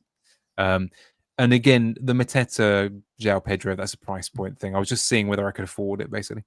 Okay, because I think he's a penny more, for example. So Minter, for example, has gone instead of Reinders in this plan. But as you say, if you hang on to, which is another reason why I want another week, I think, in the end, because things that might have just turned unaffordable might be affordable if I dump Minte instead of Reinders, right? Because there's about 0.34 in it. And that makes a difference. Goalkeeper value, that makes a bit of a difference. Whether Anderson if Anderson's long term injured, then I have to get rid of him as well as Romero, and then that's an opportunity to get another sort of 0.4 if I want to go down, or to go to Keane or some, I don't know, whatever it is that you might do in that scenario. So these are some of the a couple of options, for example, about routes. So this is now you'll notice, and I did these at the beginning of the week, that Gyokeres is gone in all of them, right? So I was obviously suffering post-weekenditis and thought, that guy, he's a lumbering idiot. He's out of my team. And of course, we're all human. I've calmed down a bit, and it didn't hurt that he scored off of his hip or whatever it is yesterday. No, it wasn't quite like that, was it? So, I mean, I've already lost value on this, of course, because Timber's gone up one more. So, that one on the right-hand side is already even tighter now. Woltemade, I've called on that. I obviously like him a lot. We both do. We love the player. I don't know whether now that I'm going to miss this game, it does feel a little bit more like I can probably not worry about that too much. But so yeah, these are the two basic structures that I would go to without Saka. So that's what I wanted to show you, because that's the crux. Yeah. That's the huge bit here for me, is Saka basically determines everything. And I think I understand why everyone will go there on a wild card. I understand why lots of people would use 2 free transfers to go there this week. But I'm not so convinced that I'm likely to pull it this week, on that move, because I think it determines too many other things. So I'm kind of happy to sit on that a little bit. But yeah, these are a couple of structures. And the third one that I have, which is a terrible image, so I really apologize, on FPL. Plan FPL? I don't remember what sites I use anymore. This is a Saka draft, for example. Again, Mint is still there. So at the moment, I was planning to keep Minte, right? But if I have to sacrifice him and bench Reinders or whatever it would be, so that's another thing. But if I can come back to you with these two non-Saka drafts, I mean, what are your thoughts? I mean, first of all, now that you've seen the team, do you think it's wise to sit on it for one more week? And then secondly, what do you think of these different non-Saka drafts? Yes, I do. And, I like the teams. Because there's more information to come, I think structurally it's just a bit risky. You're getting off an Arsenal attacker and you've got no obvious way back to one. Yeah, exactly. Yeah. And so that's a big bet. That's why I didn't predict that in the moves that you were going to show me. I thought you were, you were considering going to Saka and maybe okay. Just to be clear, I wanted to play around with different maneuvers, because of course I think it's worth looking at. It's definitely worth looking at. Mbeumo kind of routes in particular was the one that's going to be a bit frustrating, by the way, because of course I would have liked to have got in on him this week, if I'm honest. I know everyone's getting excited about Enzo probably tonight, but if the players that I suppose I was a bit disappointed not to do anything about this week, if I do stick, is missing out on maybe a bit of Newcastle, and then Mbeumo. Those are the things. But I think it's just about worth sitting on my hands again and giving myself an absolute nightmare of a headache next week. The other thing, just to say, I don't think it's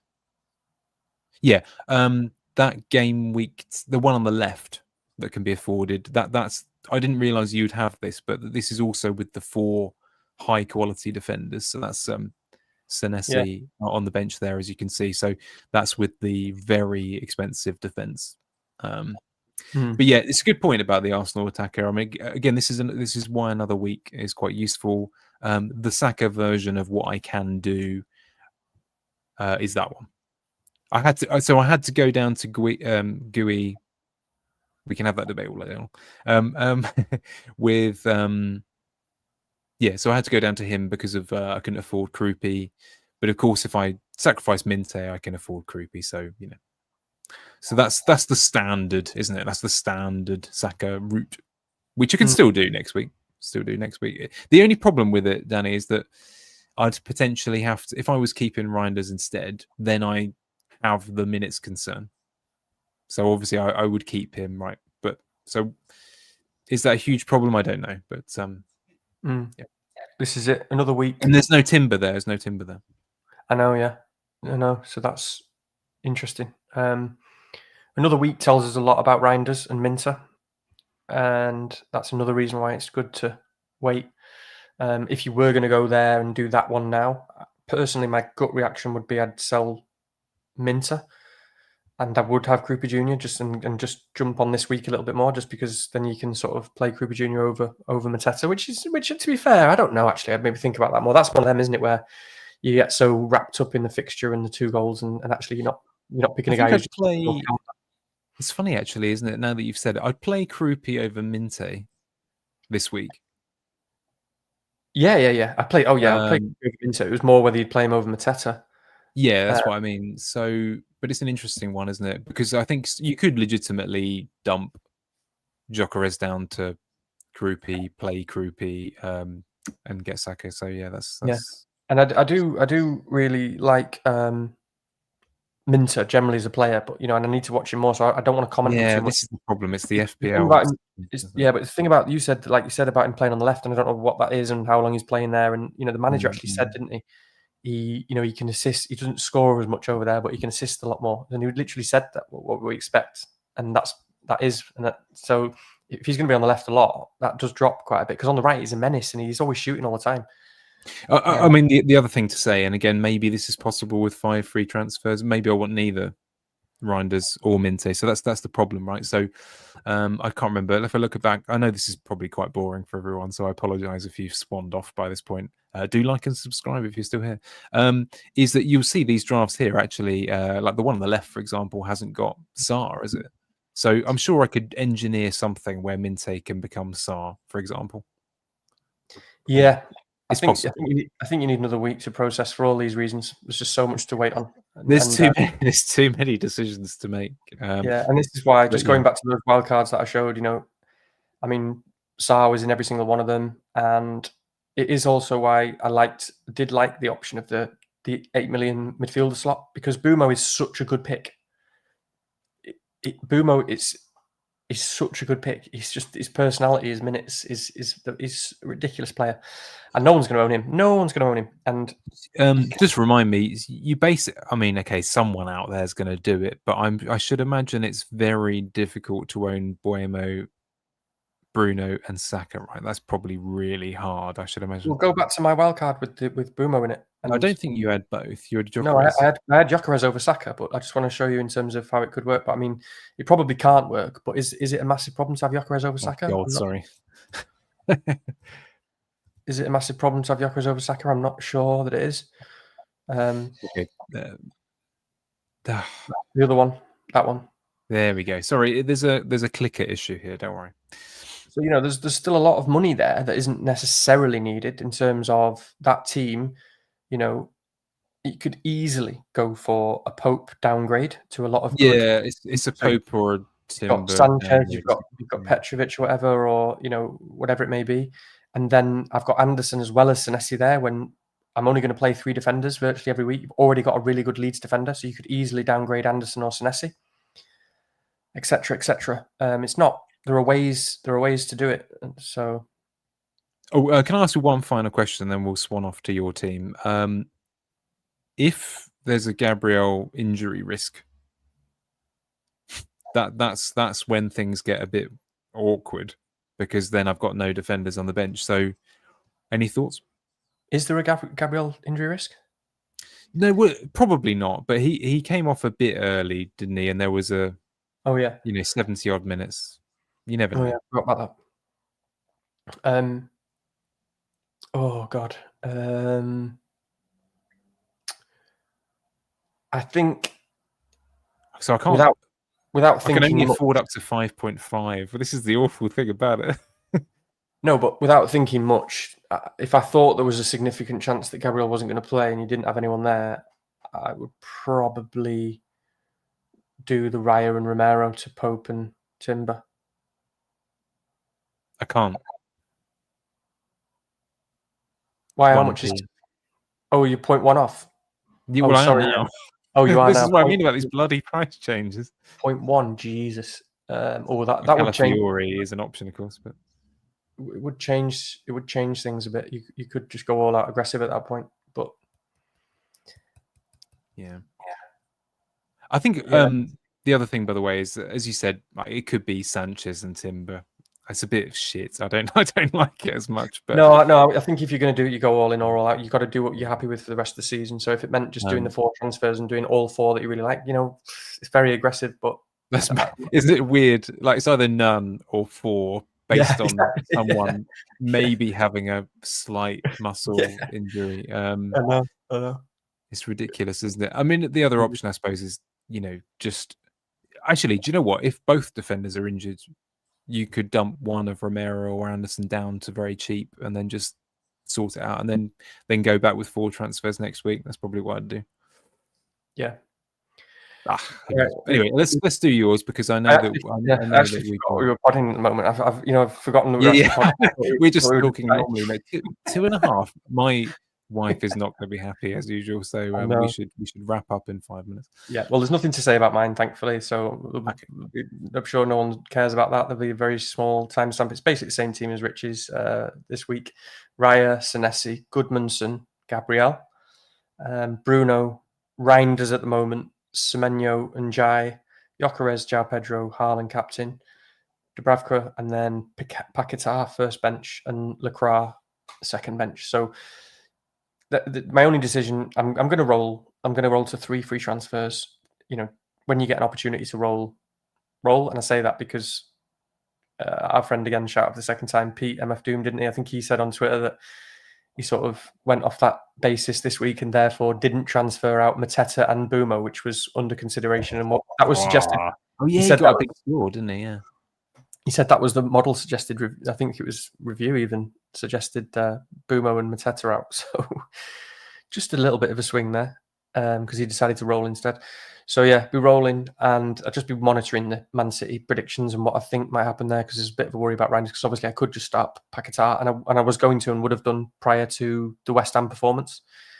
Obviously, the other little tiny thing that I've got in playing against my Leeds defender and stuff like that, I still think Paquetá is a good pick, and it's that kind of players who play thing where that's where I would play Paquetá. So I need to be convinced that Reinders is going to play, and at the moment, subjectively, I believe he will, and I believe he's still very good. And of course, someone like that who, if they do play, he is still very dangerous, and he is still a goal scorer. He is a goal scorer as a player. So I want to be able to play Reinders, but might have to DM Luke or something as well. Yeah. I mean, I know we're all downbeat on West Ham, and fair enough, but I don't think, by the way, there's anything like if you have some sort of wobble, because not you, but if there's a loose comment from Pep, etc. I do. I mean, Paquetá. I expect us to move to what I would consider to be our strongest team. It's not that strong, but it's going to be better. I'm almost certain that they will. Revert to Wan-Bissaka, for example. Todibo will be back out the team, I should imagine, that kind of thing. I would be very surprised. I mean, who knows what our strongest team is anymore, really. It's a bit of a show either way. But I think, will he still be playing up front, kind of? That's a bit of a debate, actually. I don't know. He really hasn't shown any faith in Wilson at all, has he, the Nuno? No. So it's interesting. How are you feeling about Reinders over him, then? I think the tricky thing is here, like the kind of the very cool logic head, in terms of penalties, definitely going to start, definitely going to play heavy minutes. Exactly. Blah blah blah. Would play Paquetá, right? I would scrupulously listen, and I would be talking to people who know about the City stuff. Actually, I think that's fair, perfectly fair. Yeah, it's very close, isn't it? I don't. It's all about I just don't have a great deal of faith in Paquetá. I do think it is, unfortunately, but your penalties are so much like. I think someone posted the other day about this, and they said in his last 100 games, Paquetá's open play goals, not like he gets. It's like 1 in. It's over 1 in 10, if you know what I mean. Like it's 1 in 12 or something like that. It's really, really surprisingly bad. And his assist record in the last year has been awful. So it's hard to have a great deal of faith. So I probably I would say 51.49 on Reinders at the moment. I would stay with it. Okay, good. No, it is really tough because it is interesting that you say that actually again about Paquetá just quickly because sometimes people just see themselves as the facilitator, and I do see him all the time. He drops quite deep. He knows he's a great player and stuff, but he's not. He doesn't strike me as the person who wants to be the difference maker, which is obviously reflected in the fact that he doesn't have any goals or assists. He doesn't generally get them. He's not a Bruno Fernandes type. Yeah, wants to get goals and assists, and so is he always just going to be hanging back a bit and spraying the ball around and being a great player who doesn't actually get goals and assists? But yeah, no, I know exactly what you're saying. So we'll see. I think the only thing with City is I think Reinders has been great. I mean, Savinho looked really good on the right last week, so I don't know if that he could just lock down that right-hand side position. I don't know. Foden doesn't look like he's getting dropped anytime soon. He's playing really well and getting better in that what he wants him to do. So it's just that Reinders position, and then obviously in Europe, Bernardo Silva played there and scored. And how much does that shift it? And will anyone know the answer to whether Pep just says, well, I was really happy with Bernardo Silva in that game and that performance, and I'm just going to play him now instead of Reinders? I don't know. And I don't know if I'm going to have an answer to that, which is a bit worrying. So it will require some digging. I want to be able to play Reinders because he's a goal scorer, but I'm not sure.